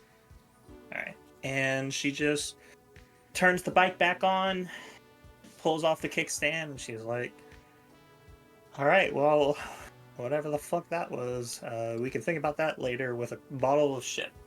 And just starts to slowly take off again, a little more comfortable, but not 100% comfortable. The last thing we see as Patty pulls away is the kid pitch underhand a ball, and 4 hits the ball. The kid and 4 are playing stickball together. Give me a roll. Okay. -1, so that's a 0. 0's fine. 0's okay. 0 is mediocre. Just, it's in this moment where she's like, okay, this is a new section. I have to go up to the fucking sky bridge. That's where it gets a little dicey. But she's going to have those moments where she's like, okay, this is a little tricky to get up there. The problem also comes as assholes. And she starts to make her way, which the problem here isn't the driving aspect. The problem is having to deal with other people now. It's starting to thicken up in the amount of traffic to where she's like this very tiny little object with much bigger objects that could probably kill her if they hit her. Okay. Patty starts making her way. What route do you take? So looking at the map, how do I indicate the skybridge access? Because there's a lot of symbols. Okay, so the sky bridge is just a connection between Jade Horizons building 1 and 2. All right, that's all that is. So you need to remember, blue is transit, orange is surface street, and green is your highway. Okay. She's going to stick to the roads for now. She doesn't want to hit the highway. So she wants to try and take the road, start heading towards the corner, towards the well in the Commerce District. She wants to start getting towards there. And then when she gets like closer to Setabello, she's going to take a left and start heading towards Jade Horizon. Okay. Give me a roll. Okay. Come on, dice. Work with me, please. +2. Let's go. As you are driving the surface streets, you see down. You come to a stop and you turn. You look down the right hand side of a road. Right next to your next left hand turn, there's a police cordon. There's a checkpoint. Not for you. Not on your route. But right there. Mm-hmm. Could have been bad, but thank God it's not me. And she just keeps going. She's able to make sure, she's got the codex up in like the corner of her eye, and she's got like 4 scans. Like she actually just sends a message to 4. Got the scan done?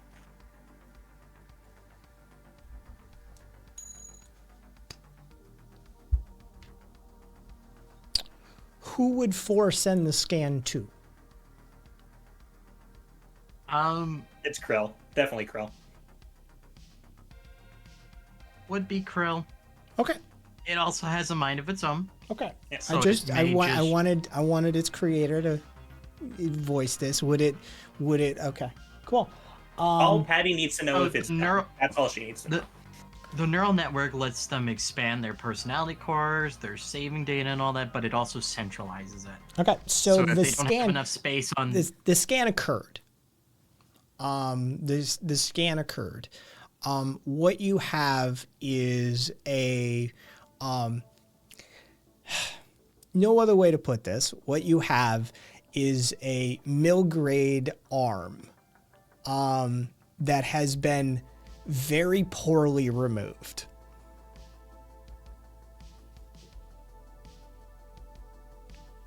So what you have is a piece of Varangian cybernetic, which is bespoke in-house.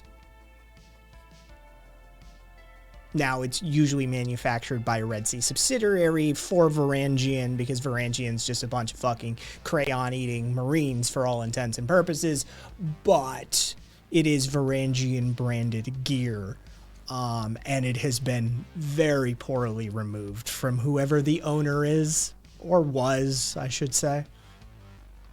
How in-depth is the scan? Is it just a recognition of what it is, or does Krill have a, like, this is its manufacturing make? This would not be something that 4 would automatically do. You have a picture of it. The depth of that picture is whatever the scanning capabilities of 4 is. Now, what you do with that picture and what you compare it to and whatever databases you have access to therein are another conversation. Got it. Yeah. My only last question is, how much flesh is left on the edge of that? Just for interest's sake. A few centimeters. Got it. Addie's just driving. So it does smell. Yeah. It's a pretty well sealed Yeah. case. Shit ain't gonna get out there. Plus, Patty can't smell it anyways because she's got the mask on, so she's just completely blocked off from it in the moment. But makes her way. She takes that left up to Jade Horizon as she gets towards the Skybridge access. Do you want me to make another roll as I get there, or? Okay, so the way this works is the Skybridge is 75 floors up. Okay. So I have to, like, basically walk to an elevator and take it. Yes. Okay, cool. So as you pull up to Jade Horizons, which tower are you approaching? I'm approaching the residential tower, Okay. which is number 2. Okay, cool. Residential tower has underground parking that goes 50 layers deep. It's a very tall building with a lot of parking underneath it. Okay. She's going the surface level parking because she's like, I just need an instant in and out. I don't need to go too deep, too paranoid. Okay. And she just parks and she just takes the case with her and she's like, all right. Starts heading towards the closest elevator and she just sends a quick message. Made it to parking at number 2, residential. Gonna take the access and head to the pillar. Get a return message. Stay safe. Keep an eye on your 6. Keep number 4 can help with that. Yep. And she just lightly taps it in this moment, just kind of like that. Hey, still there, buddy. No response. Back at base. The icon is moved for where Patty is, as well as second screen is devoted to number 4's upload. As you walk into the Jade Horizons residential tower, it is Asiatically themed. It is that sort of degree of capitalistic theming that you can tell just by the name Jade Horizons. It's there. If you went in with an actual academic eye, you'd be like, "That's like, isn't that like Qin Dynasty? And isn't that Korean? And isn't that? I don't even think that is that Filipino. Like." They've just sort of mishmashed the iconography and the symbology of this place. But as you make your way through, it's a very large lot. She does pause for one moment as she's like walking by and she gets like that perfect capture of probably like the most racist combinations of different clashes. And she just saves that. And then she's thinking in her head, I'm going to send that to Jigu later. Okay. It's a fairly large lobby. There's sort of like a cafe off in the corner of one part of it where, you know, many of the residents grab their coffee on the way in and out and sit and do work. And there's a sort of a manager and rental like office space off to one side. And as you walk down the middle of it, there is a bank of elevators in the middle of this space.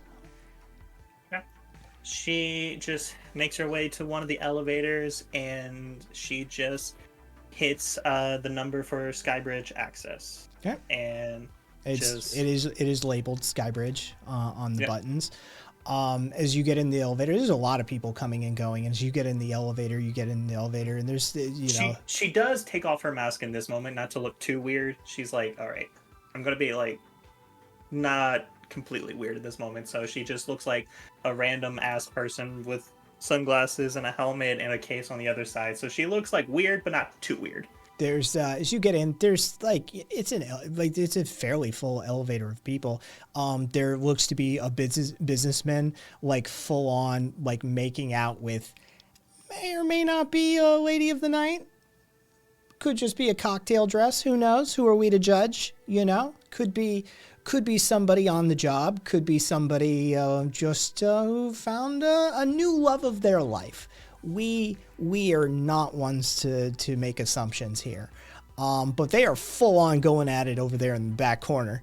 And there's I don't give a shit. She just walks in and she just sits off to the side. Yeah, there's another dude in there who's just like got the like just the music going and just just the most rank pop music, because you can hear him humming it, and just what,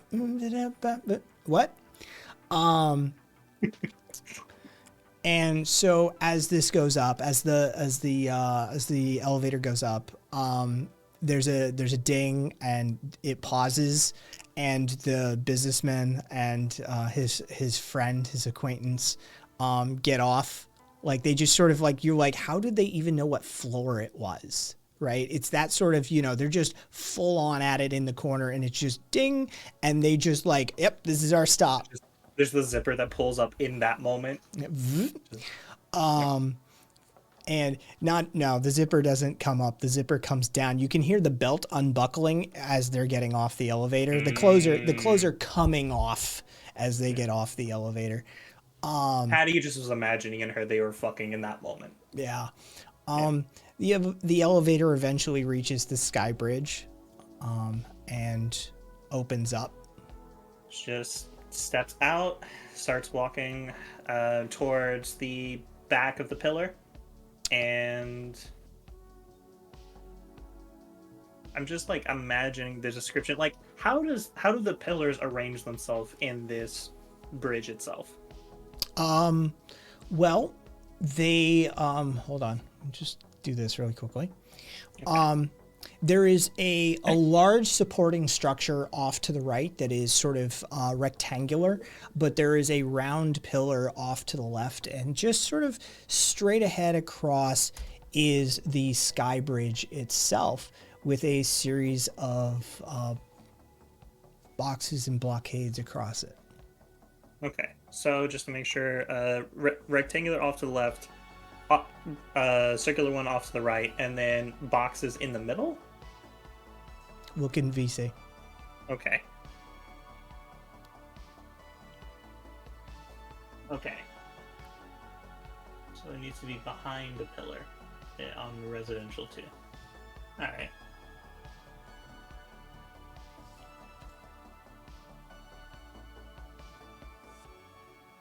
Okay. You specifically prepared this for me, didn't you? Just to see if I would overthink it. Okay. And I just sent a quick message over to Karen. Just reconfirming, is there a specific pillar notified? Because there are two here.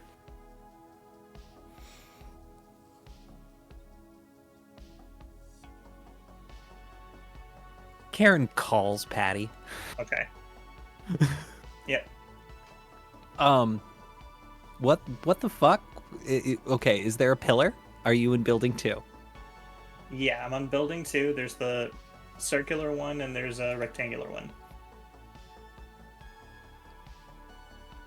Okay. Is there anything behind the round one that would maybe be a drop-off location? She just looks at both just to get a quick eye, just to see what's there.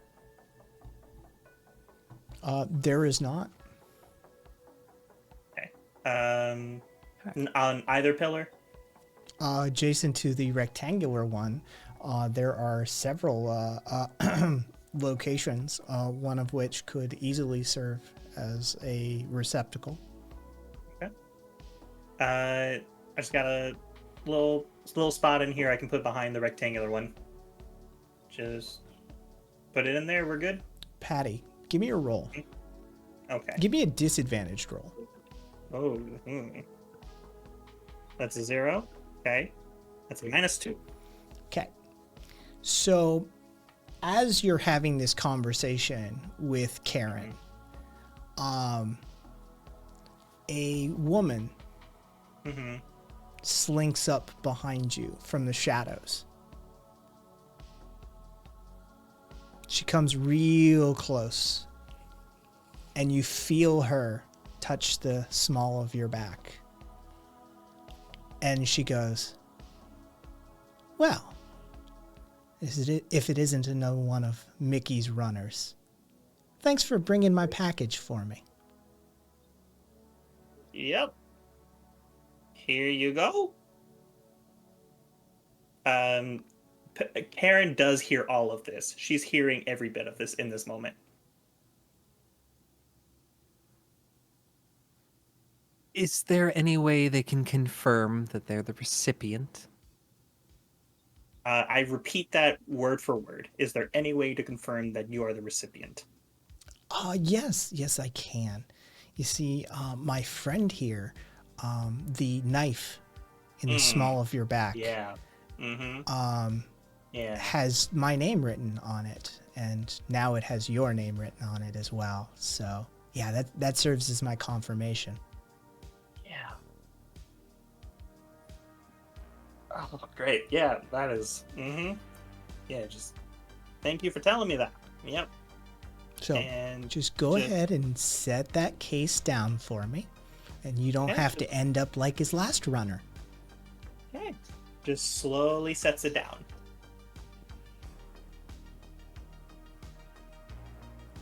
Well then, you just go ahead and scoot off there, darling. Okay. And she slowly walks ahead to slowly slip off the knife and just starts slowly walking. She's sending messages with her eyes through the codex in this moment. What the fuck do I do? Do I just walk away? Murder her. Okay. She's in this moment starting to walk away, but as she starts to walk out of eye shot, she is trying to see if she can actually connect with 4 in this moment, because 4's got that back view to keep an eye on the 6. She wants to see if she can connect with 4's eyes and then see what she's doing. 4 can see a couple of things from his position. Its position. Behind the rectangular pillar, off to the right, is a gentleman who is, about 5'10", 5'11", dressed in all blacks, waiting in the shadows. And the woman who just accosted you is not looking at you. She's looking down at the case, grabbing at it in this moment. Okay. She sends a quick message, instantly to Mickey. Had a lady put a knife at my back.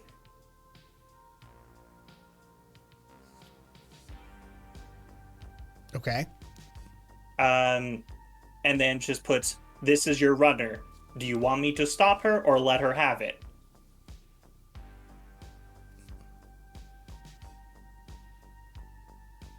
I mean, that message goes, but Yeah. Mickey does. It's in that instant. You're not going to get a reply. That's it's going to at least be a few seconds. Yep. This from what Four's vision, does she look like she's got mechanical shit, or is she like pretty organic? She looks pretty organic. Okay. She turns around as the lady's focusing. She's like, look.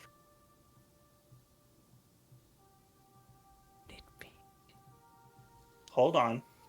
And she pulls out her gun and holds it up. Says, so you have an option here. You could end up not like the runner, or you could leave the package and let me do my fucking job. Kenji! And she dives out of the way. And you are officially out of narrative action, and she is behind the pillar. The gentleman by the other pillar has crouched down and is drawing a weapon. Okay, And you are between the two of them.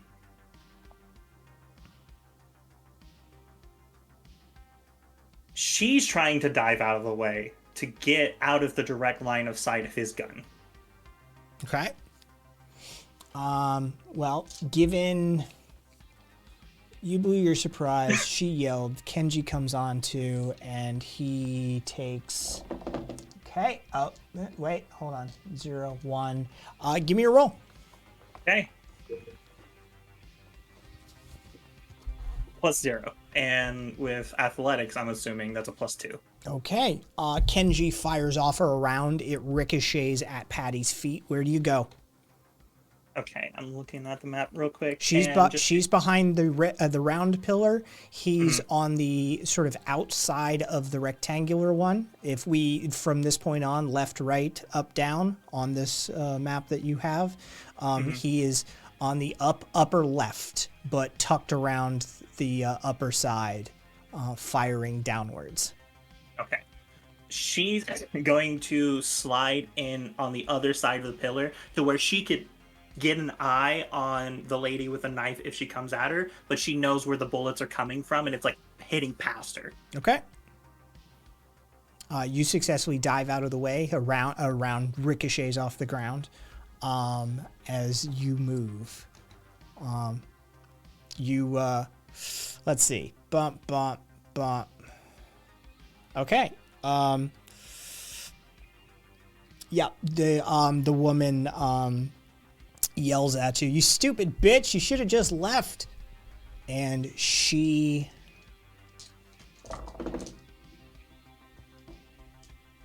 holds her action. Okay. Patty looks at Four. Four, go fuck with her. Okay.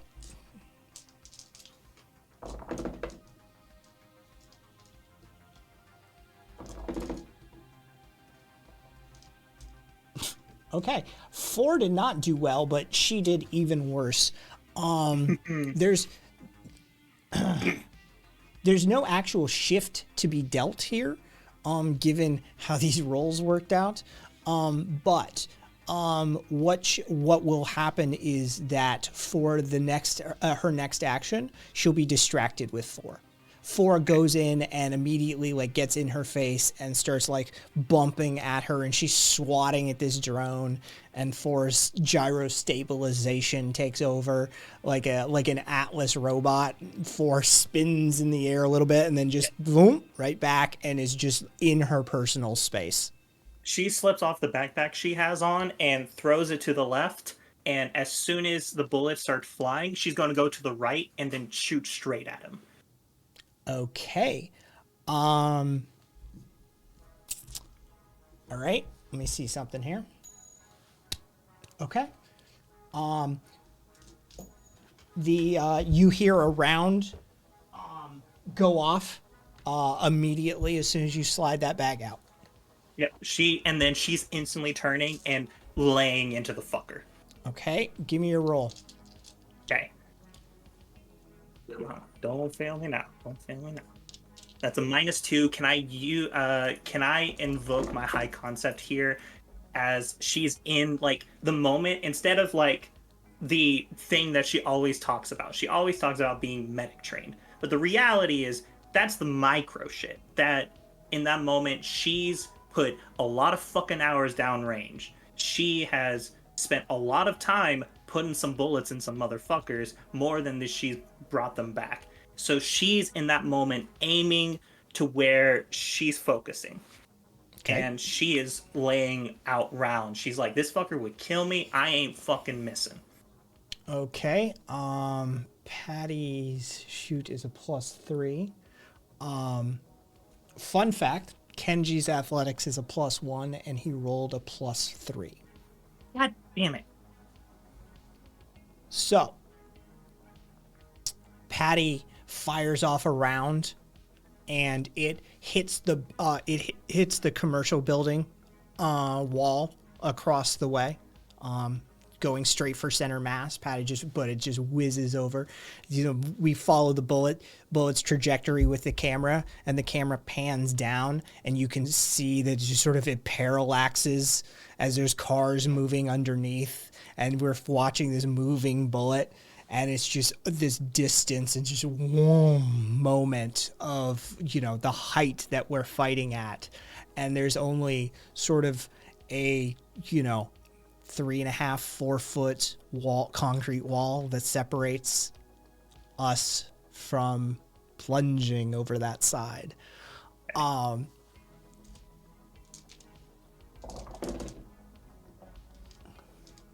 Kenji dives out. Kenji rolls and pulls back onto the left hand side of that pillar, getting out of the way of your fire.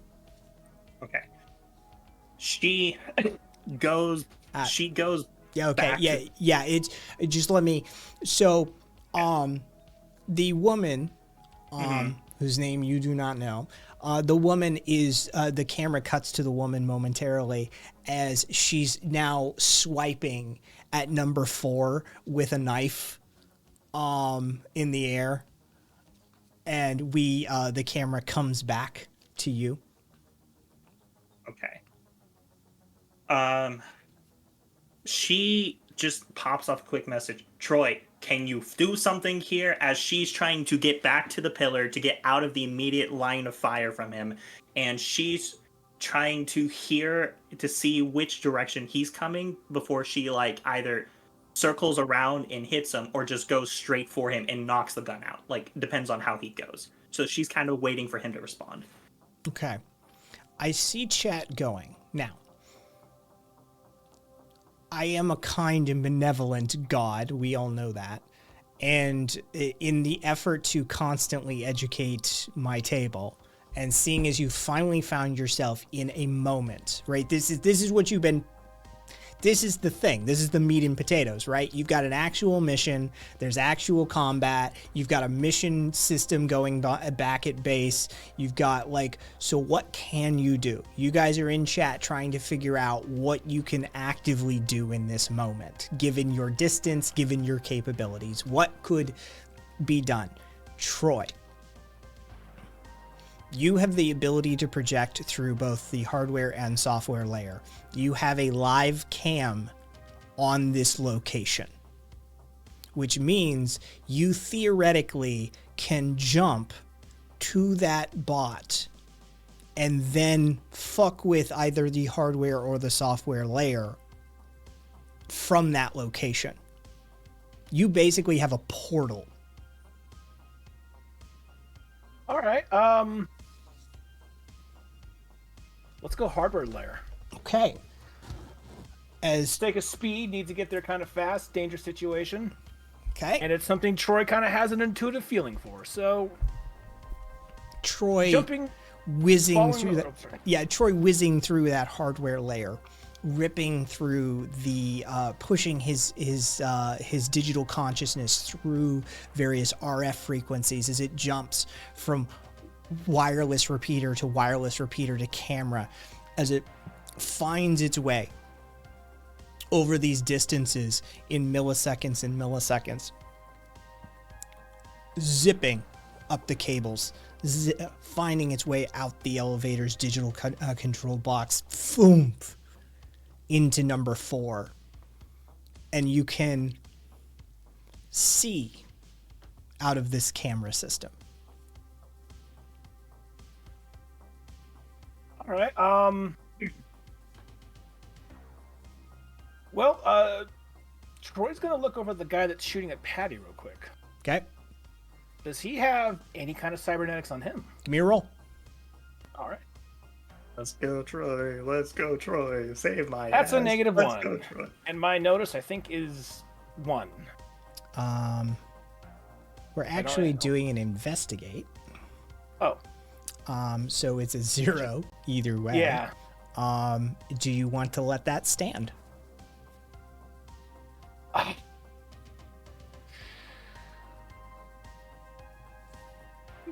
No. I have an extra fate point, so I'm going to invoke not quite a real boy. Troy has just some intuitive understanding of the technology, of hardware, of software. If there's anything on them with a signal that it's emitting a signal, there's a good chance he can just intuitively see it. Troy sees a transponder on the right hand of Kenji that is clasped to the firearm. There's a noticeable cybernetic enhancement. There's plates and circuitry that are sending and receiving pulses between himself and the firearm. Troy's going straight for that circuitry. He's holding a smart gun.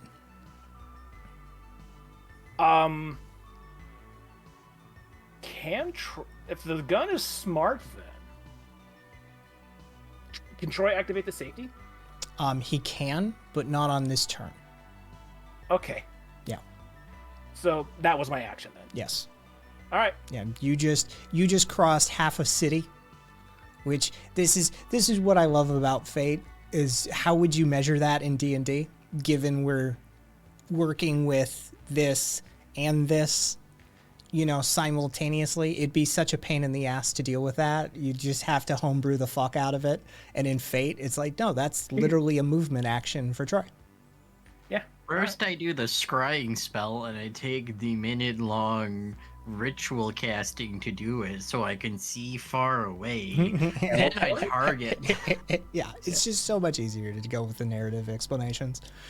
So yes, you successfully transit that distance, and you see. You also yeah, hang on. Okay. Okay.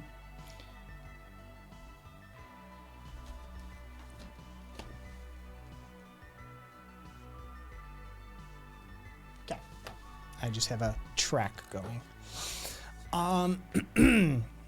So, Troy has entered combat. Who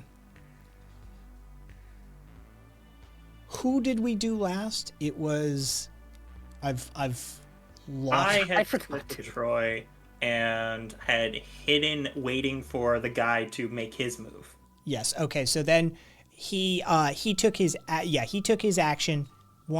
You went. She was busy with the bot. Where Troy goes, we're busy. We're back with the bot. She is going to. Hold on. Pause. Can't pause. And then 4. 4 is now embodied. 4 is used. 4's consciousness is slightly pushed to the side by Troy utilizing this platform. And so the distraction that number 4 was providing with this woman is no longer in place.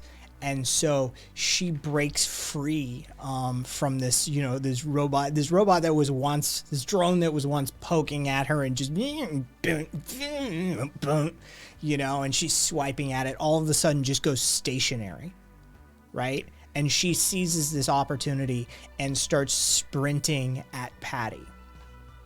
And I see her, or give me a roll. Give me a notice. Give me 2 rolls. First roll is a -2, terrible, and second one is 0. Okay, so hold on, I got too many tabs. Patty, no, you do not see her coming. You are too focused on this guy who is, shooting at you, and you are shooting at him. Okay. So she comes at you, and she takes a swipe at you with her knife. Okay. All right. I need to roll it to dodge. Yes. Come on. +0. That's a athletics +2. Okay. So she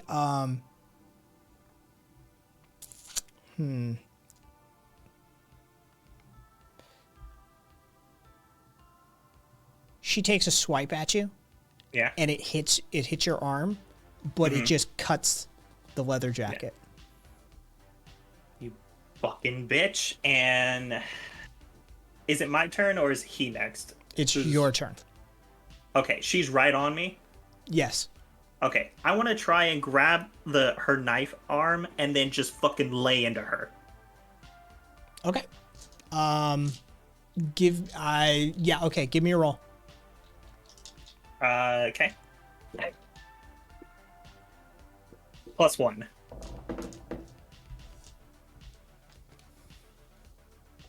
My hands are a little full right now. Okay, so... Okay, that's okay, what...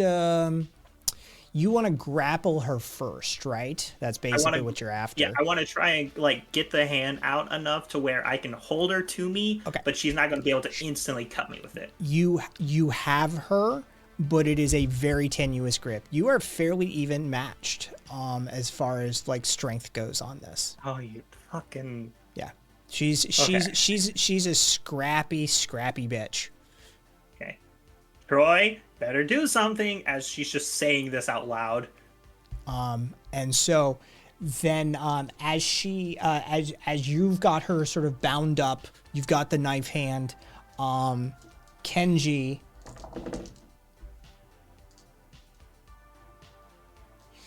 comes around the corner and trips as he rounds the corner. Oh my god. Okay. And it's back to who now? It's back to Troy. Hey, Troy, do something. All right, well, first thing Troy is going to do is set the safety on the smart gun. Give me a roll. All right. +1. You have succeeded so spectacularly that if you would like to set an aspect on this roll you've just done for future use, you can.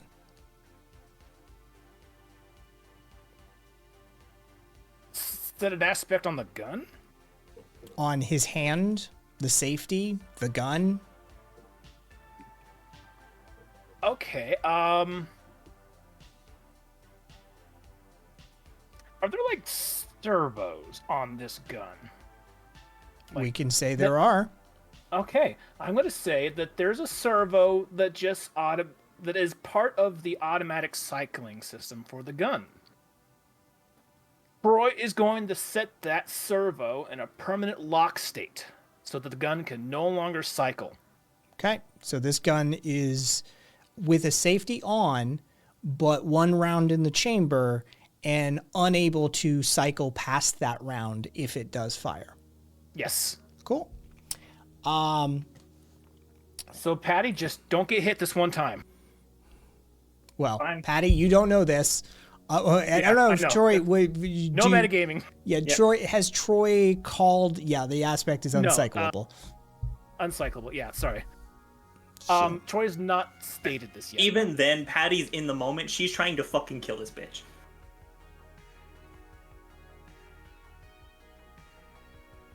Okay. So back to our lovely young lady who's just out on the streets trying to make a living like anybody else. Yep. I have no moral or ethical judgments about this. Jesus fucking Christ. I'm rolling like you people. Suck it. So,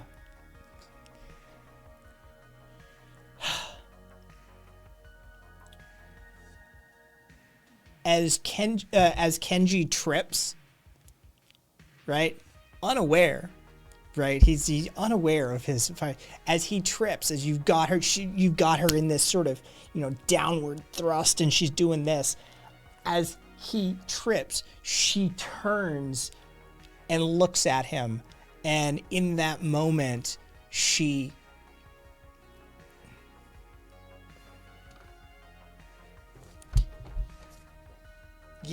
the shoulder gives. Give me a roll. Okay. Come on. That's a -1. And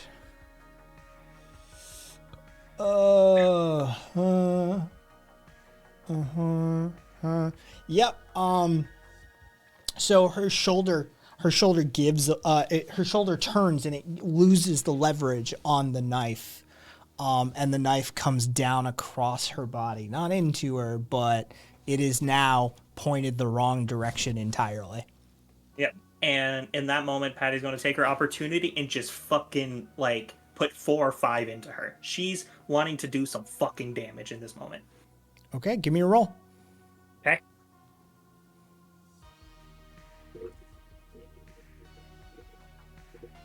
-1. All right. Well, if she's trying to fucking kill her, Patty don't care. Motherfucker's gonna die. And 0. Given you've got her held, and I said murder her. She better murder her. 0. Yeah, she is. Okay, so Survival first, information second. Krill is absolutely aware of everything, and she is going to try something too. Once this shit. So you fire. Give me a count. 3, just enough to be able to pull it rapidly, but not enough to get much more past that. One of them strikes her the side of her abdomen, and she immediately drops the knife and grabs her side. The knife is down here. You fire from, because Patty's right-handed, right? Yep. Yeah. Okay. So she drops the knife. She takes around in the side, her right abdomen, her left abdomen, and she grabs it and immediately doubles over. Yeah. Can she do that quick tap on her fingers and just get a shock in on her to kind of tase her in that moment? Not in this moment. Okay, that's fine. The turn goes to Kenji, and Kenji from the ground sees what's happened and points his gun at Patty and pulls the trigger to no avail. He immediately starts looking at the gun, and I'll let you know just behind the scenes, his first aspect is dummy who happens to have a gun. So the level of technical confusion that has been placed upon this firearm is well beyond his capacity for diagnosing in this moment. And so as Kenji pulls the trigger and nothing happens, he scrambles to his feet and just yells, "Sorry, Rika!" and he is sprinting towards building 1. All right. Is he grabbing the case or is he just running? He's just running. Okay. Patty, in that moment, gets the taps off, and she sees him running and just tases her with her hands. She wants to put her on the ground just enough to where she can, like, pin her on the ground. Give me a roll. Okay.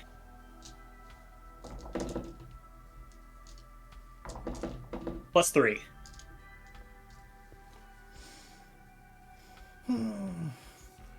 She you have her how? Like, how do I pin her? Yeah, Or describe this scene. So in that moment, she gets the quick taps, just enough, like, cutting the bottom of her palm, and she gets probably on the abdomen where she hit her and the side that she didn't, so she can kind of, like, lay in that damage a little bit. As soon as she drops, she's sitting fully on her back. She's got her knee there. She's holding the gun just a little bit above her to where she can't instantly grab it, and she's got, like, her other knee pinning the other arm to where she can't really move at all. And she's like, okay, I need some fucking answers now. Okay, we are officially out of combat.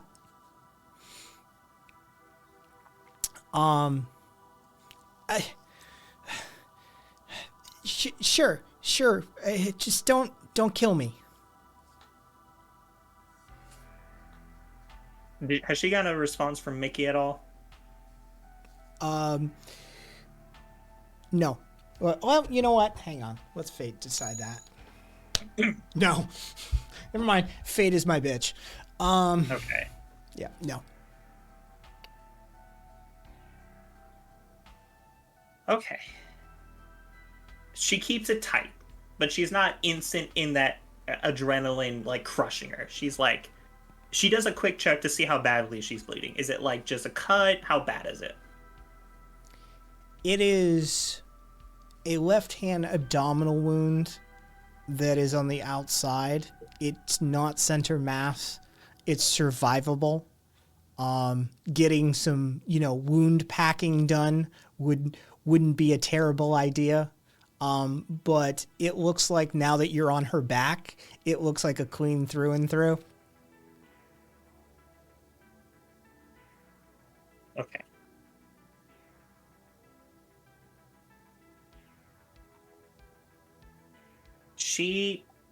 Phil. Here's how it's going to go down. You're going to walk away from this. You're going to give me your name. You're going to give me your exact contact details. You're going to tell me who that guy was that you were with. And you owe me. If you fuck with Mickey, Eminem, or me, or anybody I like again, I will put another bullet in you, okay? My name's Rika. That's Kenji, and we've had Mickey staked out for months now, and we just hit his runners when we need some quick creds. Well, you're not gonna do that anymore. You know why? Because I'm fucking running. And if you fuck with me, you fuck with me and 3 other fuckers who are gonna put a bullet in each one of you 7 times over, okay? Yeah, I get it. Okay. Good. Make sure you tell Kenji that too, otherwise I'll track him down myself. I got it. Okay. And she kicks the knife far away. And in that moment, she sets one of those medical pouches on the side. She's like, put yourself together, go get to a doc. And she lets her go. Steps back very widely to give her some room to where she won't get shot or anything. And she's just holding the gun, just like waiting for her to stand up and walk away. Rika, the little pool of blood on the concrete, pushes herself up to her knees and just sort of one foot out, the other, and on the way takes the med pack with her, and she grabs her abdomen and she goes into the residential elevator bank and is standing there for a humorous amount of time while we wait for the elevator to come. And Patty is just standing there with a gun on her this entire time, staring her down. Eventually, the door chimes, and she gets in, and we see the shot down the elevator bank as she gets in, and you just hear murmured gasps and hushed talking from inside the elevator from, various people that are on their way down to the lobby. But again, it's not the first time people have seen a bloody person in NSF. It's just they thought better of their complex, and they will. There's at least a couple of people who will have letters to the manager about this matter. She's dripping blood on the ground, needs to be cleaned up. But she has removed herself from the playfield. Okay. Seeing her leave, slips the gun away, knows she still got Karen on call, and says, well, job done. Slides the case in the alcove behind the pillar.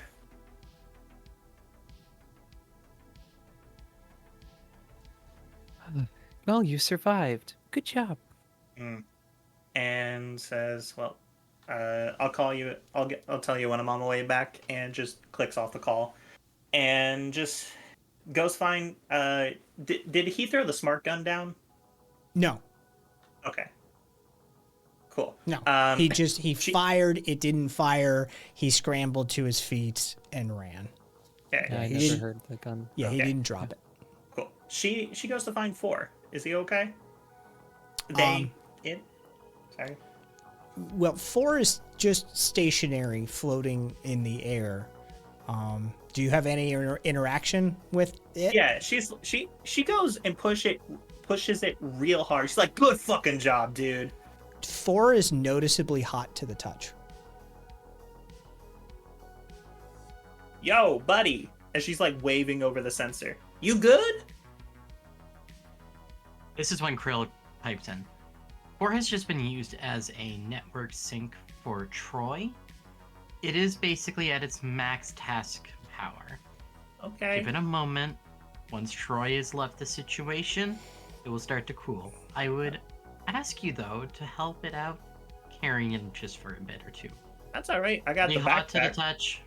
Yeah, it'll be hot to the touch, but, if it can run without its engines for a bit and just sit down, it'll cool down quickly. Yeah, just opens up the backpack. You can shut off, buddy. You can just turn off for a while.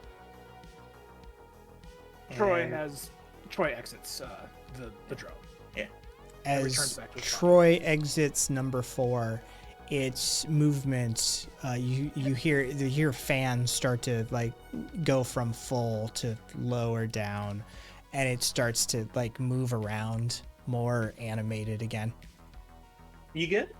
Just tapping it.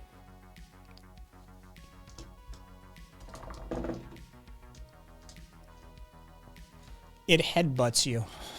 Yeah, and I headbutt it back. Little drop of blood. Yeah, that's fine.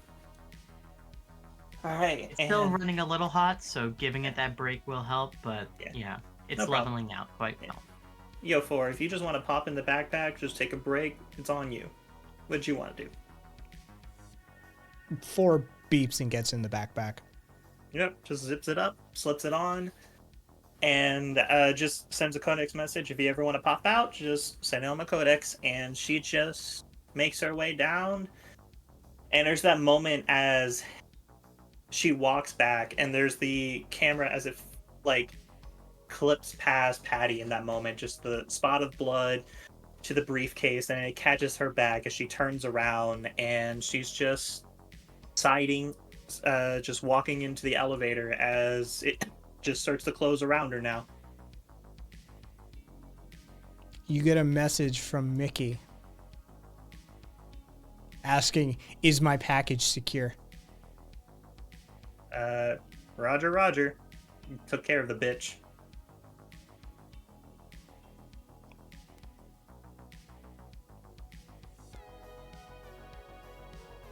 Bitch? ? Add some fuckers. they apparently killed your last runner.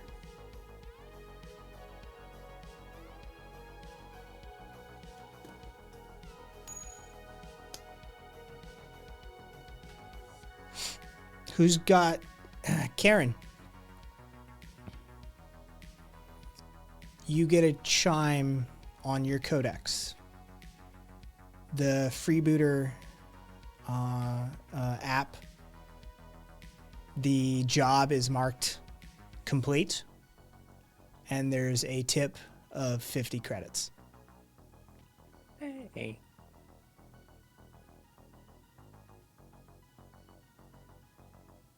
He did good. Karen sends the 50 creds over to Patty with a little note that says, "You earned it." She says that under her breath as elevator opens up and kind of hits the parking lot as she just... The adrenaline's starting to wear off now. She was in that, but now she's like, oh, okay. And she straddles the bike and she just takes a moment. She's like, damn. Okay, well, it's not like the worst thing ever, but could have been worse as the lights are just passing by her. She's just kind of sitting there for a moment, just taking a breath to kind of calm down.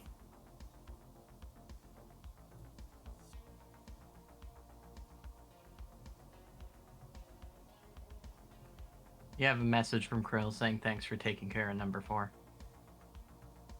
I gotta take care of my number 2. And she's just sitting there for a moment, just seeing if... Just trying to catch her breath. Anything else happen, or is it just good enough to start the bike and just start heading on her way? Oh, I got something.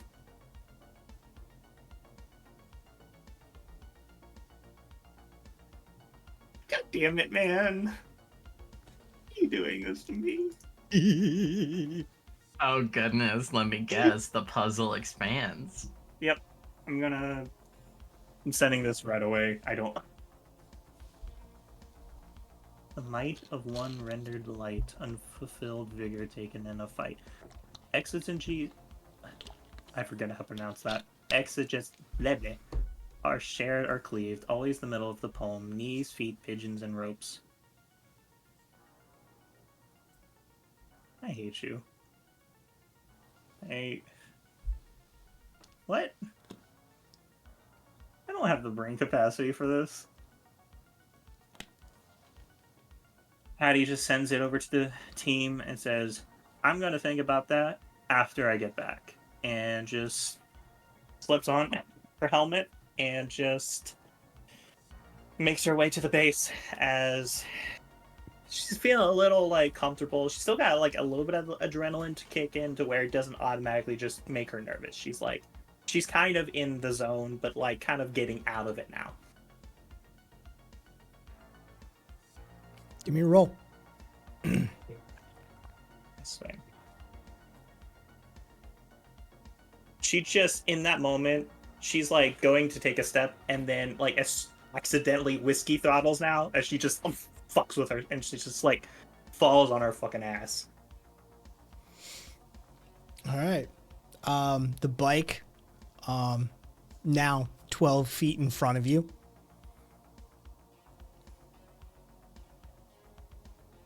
Thank God no one saw that. And she just brushes herself off, says, well, I'm glad it was at the end, not at the beginning. And just picks up the bike again, looks at the side. How bad is it?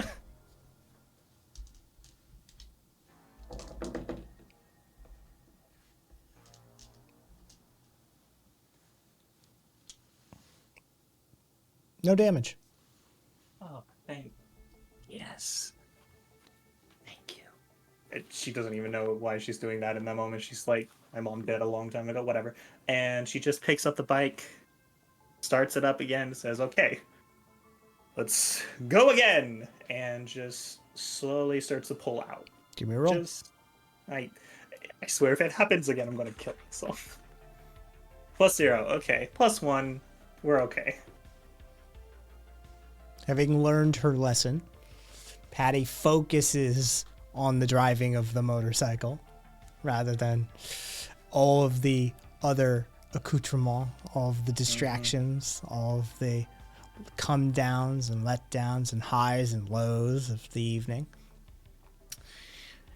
Actually paying attention to where she's going down the road, headed towards back towards base. What does the base look like right now?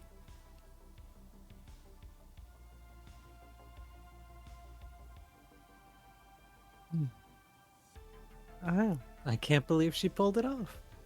With minimal help, too. Troy, dear, what did you actually do? Troy looks over to Karen just after staring at the screen blankly for a few seconds and states, I enabled the safety mechanism on his weapon and then disabled the cycling. Oh. Wow. Very okay. effective. When he turns over to Krill and states, you will have to apologize to number 4 on my behalf. Last time I recall, suppressing their personality while transferring my consciousness to them is an unpleasant experience. I think you'll have the opportunity to do it yourself, especially now that the network is up. And at that moment, Krill just kind of hangs inside, like sends a ping to Troy, realizing that he went through Krill to go to 4. And being like, you are in the network.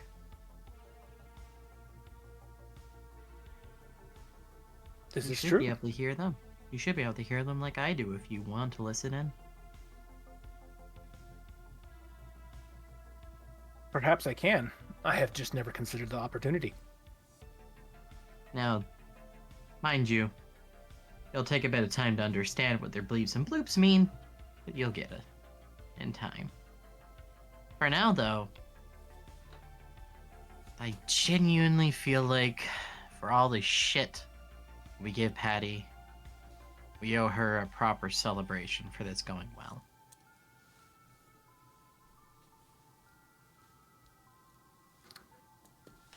She did seem surprisingly capable in combat. It is one of her specialties. We just do not get to utilize such specialty very often.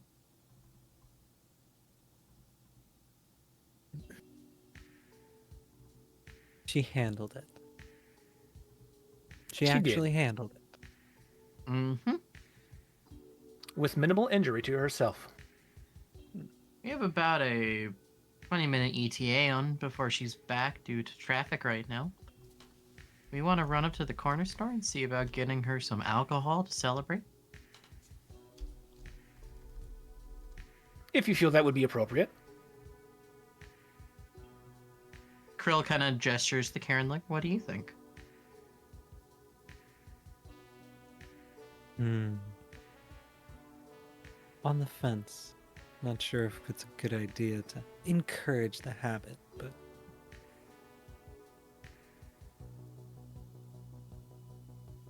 she's earned it. And you know what? We've got a couch in that back room sitting up against the wall. We could have ourselves a comfy little time and enjoy some drinks if we wanted.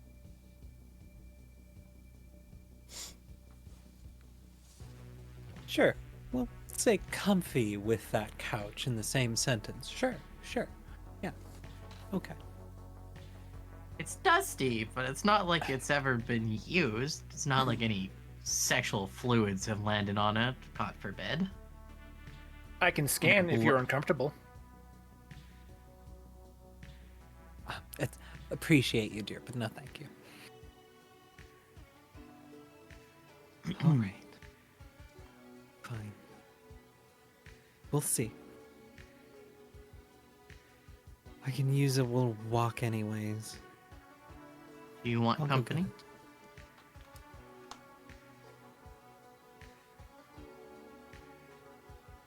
Yes, I would. All right. I'll come along if that's okay.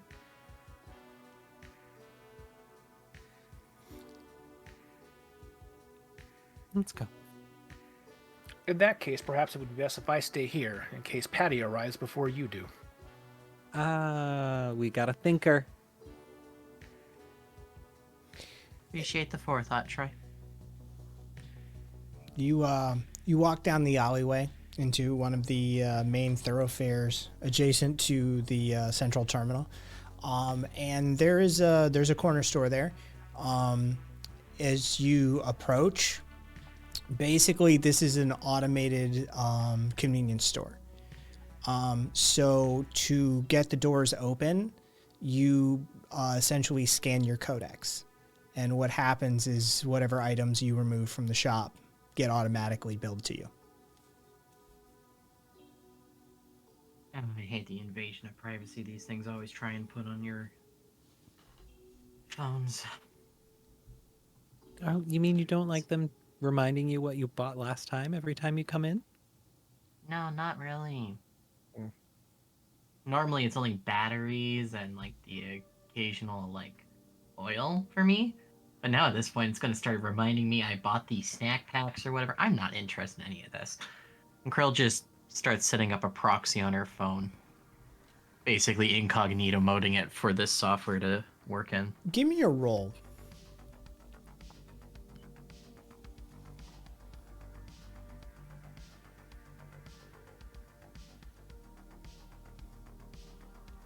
Yeah, that's a 0. That's not a craft, that's a hack. Damn it. Damn it. And so like as you two are standing out front, Karen, time is passing as this task that Krill has set for herself is not exactly straightforward. Aaron waits a beat or two with like nothing happening, and then just pulls out her codex and beeps herself in. Oh, okay, I almost had it. Fair enough. The As Krill's following in behind... Oh, go ahead. no, Kai. by all means. As Krill's following behind Karen, he's just kind of walking on the other side of the aisle, looking over the bottle heads. And she takes a moment. So, don't get me wrong, human expressions are not my strong suit. But you've been exceptionally tired of everyone's shit today. And you doing okay?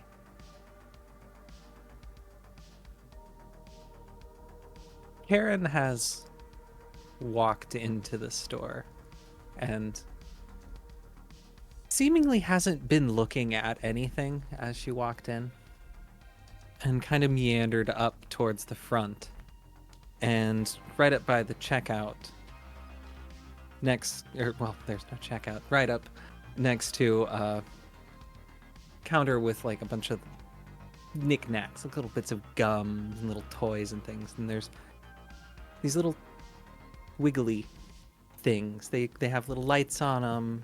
They kind of just little designs. They're just things to have people waste money on. And Karen is kind of poking at one. It's kind of an off orangey green mixture. It looks kind of odd colored combinations compared to the other ones. They're a bit more basic yellow green combos. Karen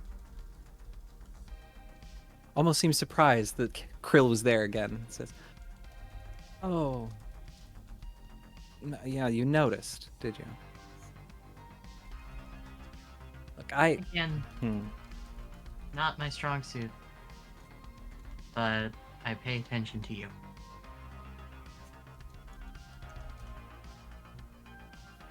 I want to forget so many things.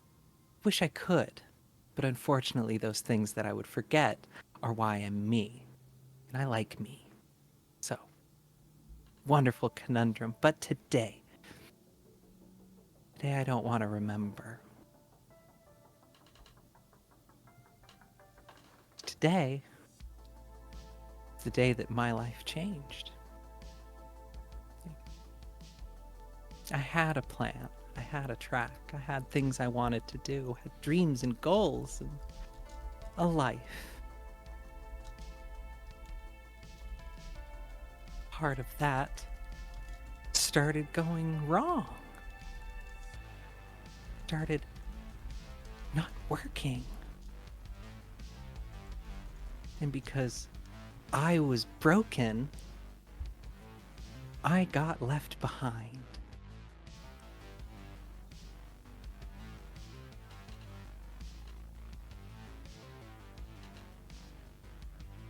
Krill takes a moment.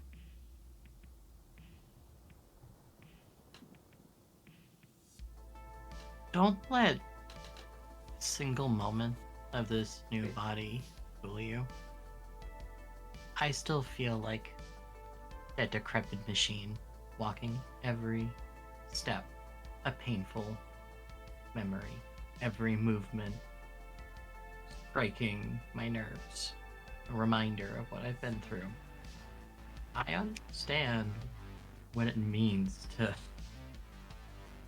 feel like nothing wants to go your way.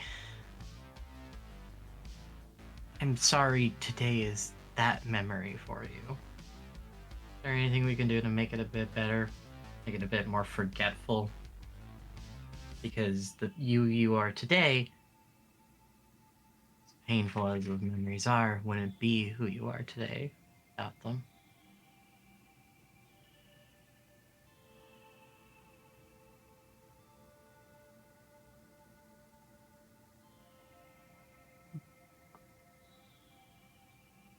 Will you make me a tuna sandwich? Absolutely.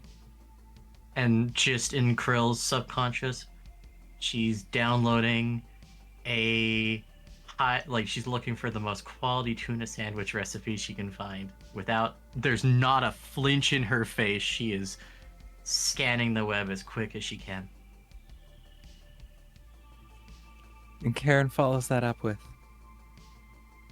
the cheapest tuna you can find on the most basic of white bread.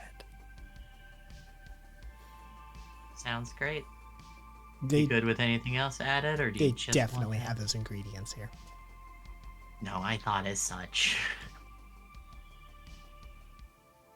You ever...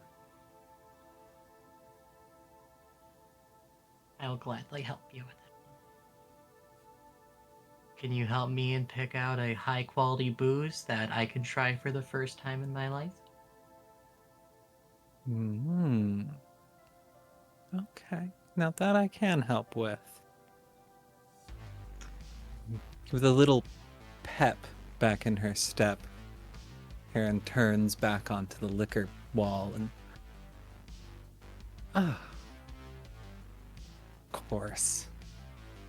And pulls off a long-necked bottle with little flecks of gold in it. I think you'll enjoy this. Perfect. Krill gladly takes it, and by the time Karen already done that, she's got 2 cans of tuna and a stack of white bread under her arm.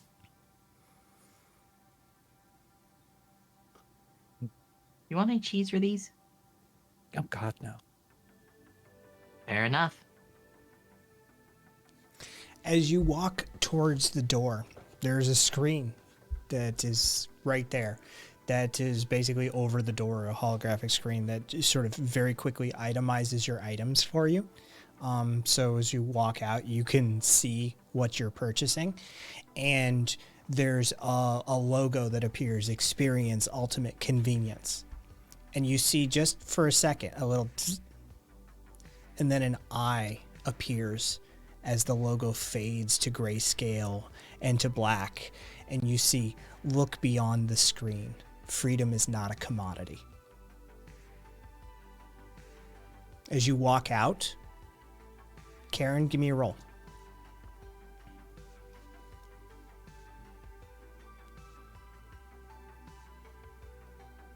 Sorry. Note taking.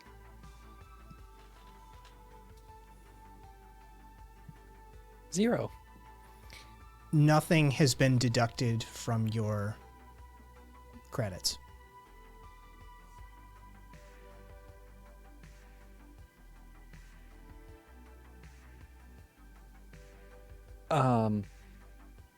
Somehow we just shoplifted on a shopliftless place. Let's go.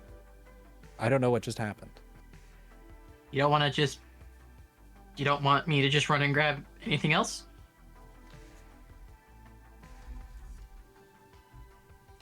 Let's maybe not tempt fate twice. Sounds good. All right, let's go. He'll just like.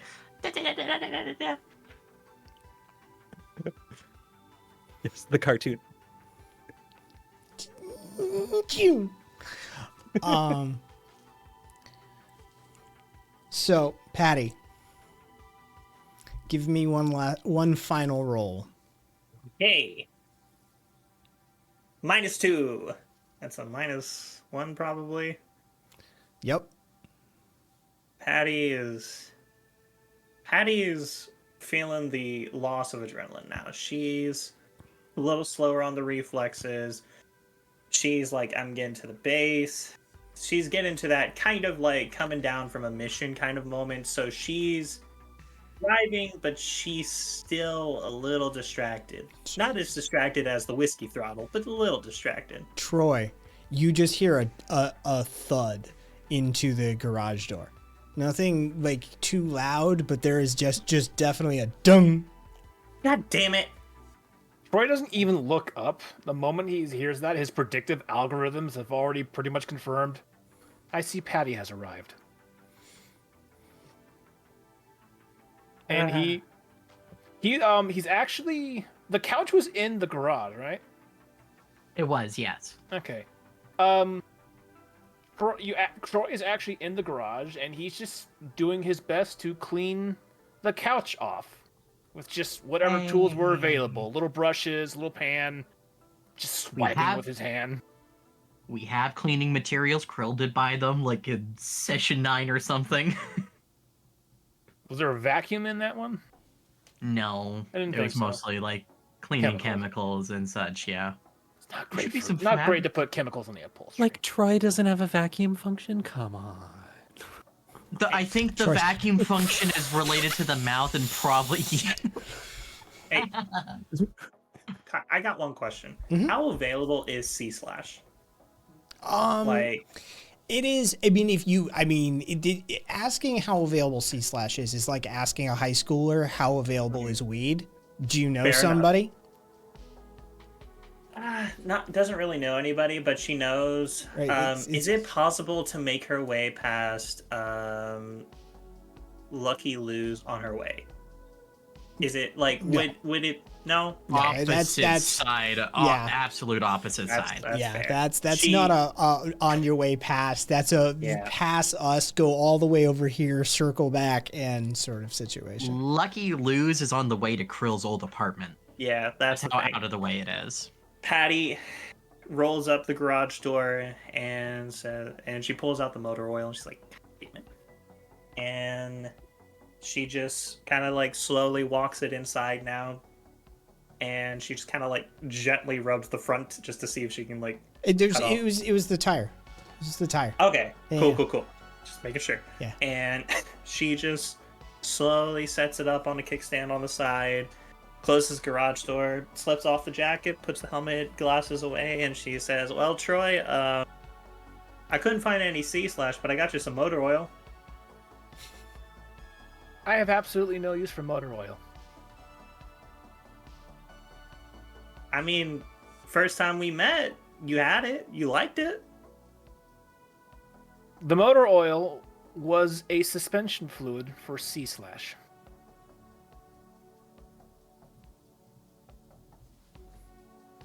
So, if you drink this... It will have no effect on me. Can you taste it? No. Can you make yourself taste it? No. As this conversation about motor oil is occurring, the gals come back from the corner store. You can see the lights spilling out across the alleyway from the open garage, and you can hear just confused conversation about motor oil as you approach.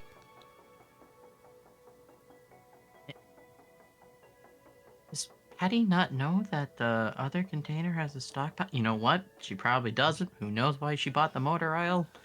I couldn't tell you. I think she's trying to make a friend. I don't know. I can't tell. It's hard to tell. Is she actually trying to get him to drink it? I think so.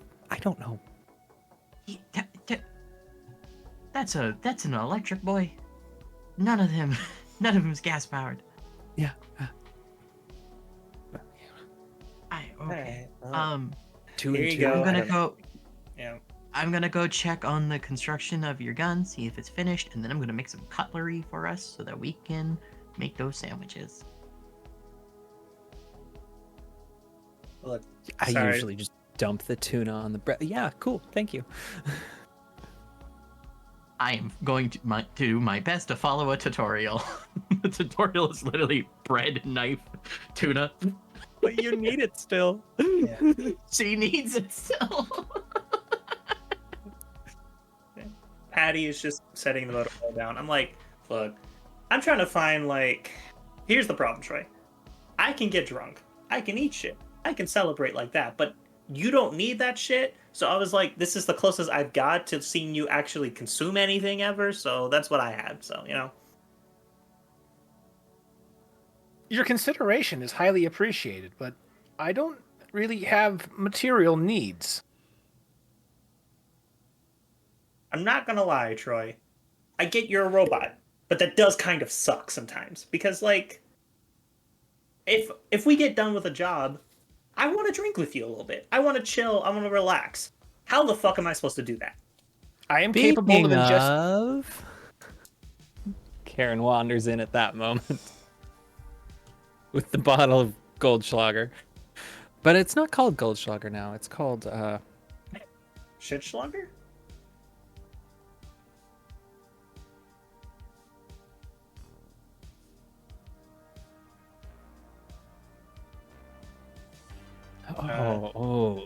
Plat. Real schnapps. TM. What's the Greek word for gold? Fucking. Why is it Greek? I don't know. Fancy? That's where my mind went. Just to know. Gold? Oh, well. That is Everything I in can Greek. think of That's that the would go problem. Too fancy. I'm going Too like fancy. Aqua Christos. Regia, but nah. Okay. It's Chrysos, by the way. Christos? That's too much. No, it's rebranded to Gold Drank. Gold drink. Gold drink. Get it in your mouth. Yes. Yay, get it, pig. You want to be them fancy pants? You gotta drink some. You're gonna drink some gold drink. Enjoy it, folks. It's shiny. And it's exactly with an A, not an I. Yes, Gold Drank. Yes. Gold drink. You get it today. This ad's brought to you by inebriation. Speaking of, darling, as much as you've been pissing me off since day one, you've earned a drink. Thanks. And she takes it, opens it up, and hands it to Krill. First drink on you. Krill's actually in the other room, but as you're thinking that, Krill walks in, and in her hands is a weird-looking thing. There is pure metal plates and cups, and on that plate are 2 tuna sandwiches. And she's holding a stack of metal cups. I am here. Sorry, I'm late. Tuna? Don't worry about it. Drinks for you, mainly, because you actually did great today. And she starts laying down the cups. I mean, thanks, but your first drink's on you. We're getting you drunk tonight. I'm not going to say no. This will be an experiment, though. I do not know if I can be inebriated. Well, we're gonna fucking try. Sounds good. Yep. Girl lets out a sigh. Remembering the last time Patty put intoxicants in her face. Trying not to think about it. Dreading the surgery table. She takes the bottle, pours it in a glass, lifts the glass to her lips. Gonk. Okay, so Uridella is a cybernetics company, but they specialize in, well, Chaitan, deep lore. Chaitan is obsessed with the furthering of the human experience through cybernetics, but he very much is a human at his core. Though he does seem room for shedding some of the mortal coil. So the CEO of Uridella is sort of like about that life, right? He's about enhancing humanity to that next step.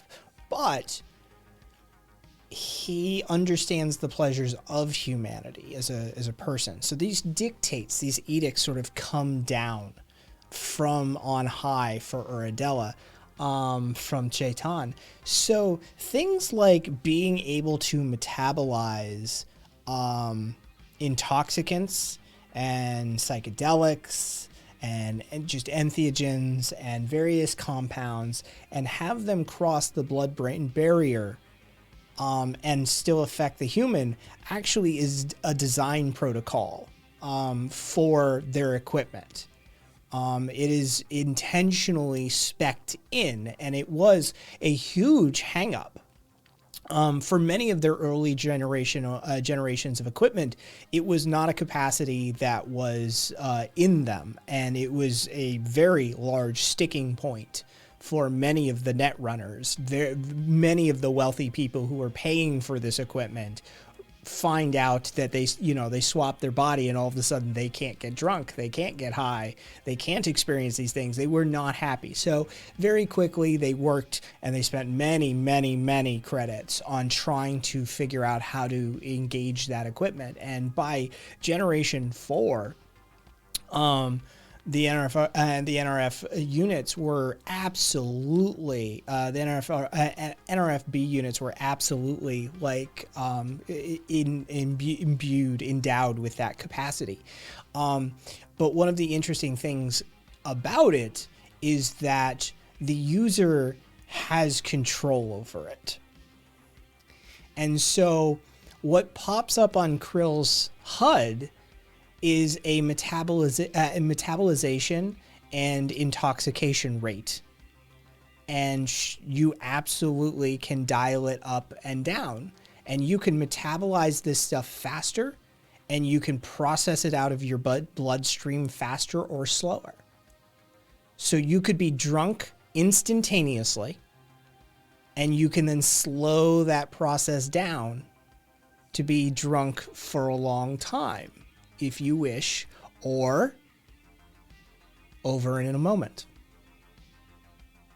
depending on what your needs are.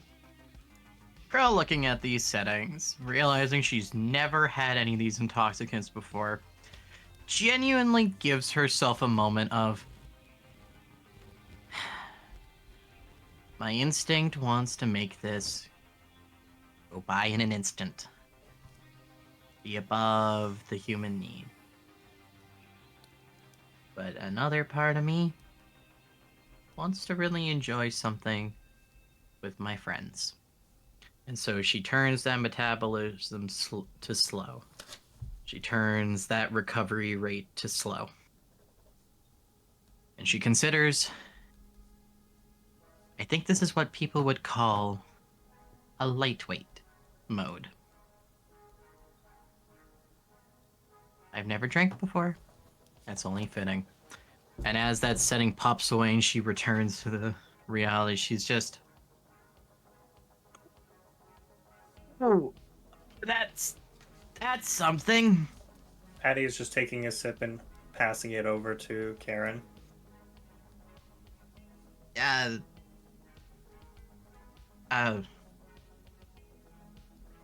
feel like I just got punched in the brain. Yeah. Yep. Mm-hmm. Sounds about right. Oh. Just remember, you start feeling really woozy, give me a heads up.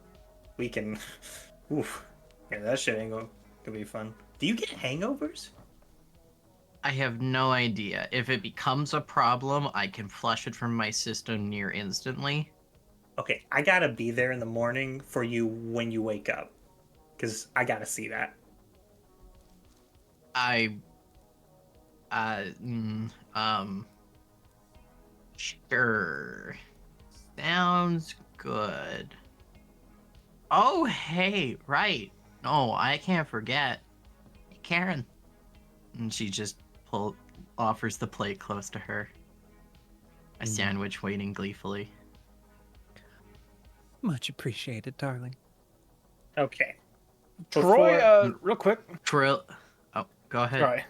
Sorry. Troy actually takes the bottle of Goldschlager and a cup and pours himself a little bit of Goldschlager into the cup and then goes stands next to Patty and takes a sip.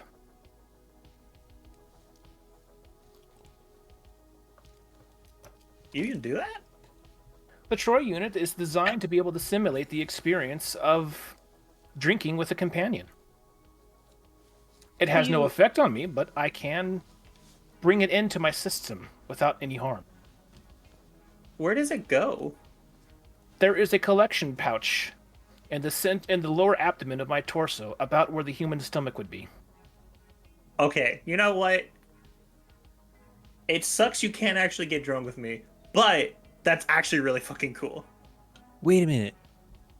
Can you puke, Troy? I am capable of simulating puke, urine, and feces. Can you drink pure alcohol and then breathe fire at people? It is not recommended I do that, Would it but melt yes, I mean, it's not recommended I do that either, but okay. the backdraft could potentially enter into my internal systems and cause Okay. damage. Flamethrower. Before we get too far into this bottle, she takes out she's got like a little cup on her own. She's like, all right, pours a little bit for everyone and says, all right, here's another successful mission. Hopefully we can get some more in the future. As Krill lifts hers up, She's the three. Patty's like I mean, helping her hold it up. the 4 drones that aren't number 4 all kind of come up around her, and Snips even finds a way onto the table, and there's all just kind of this general hurrah as Krill tinks the glass in the middle. On the clinking of the glasses, the camera fades to black.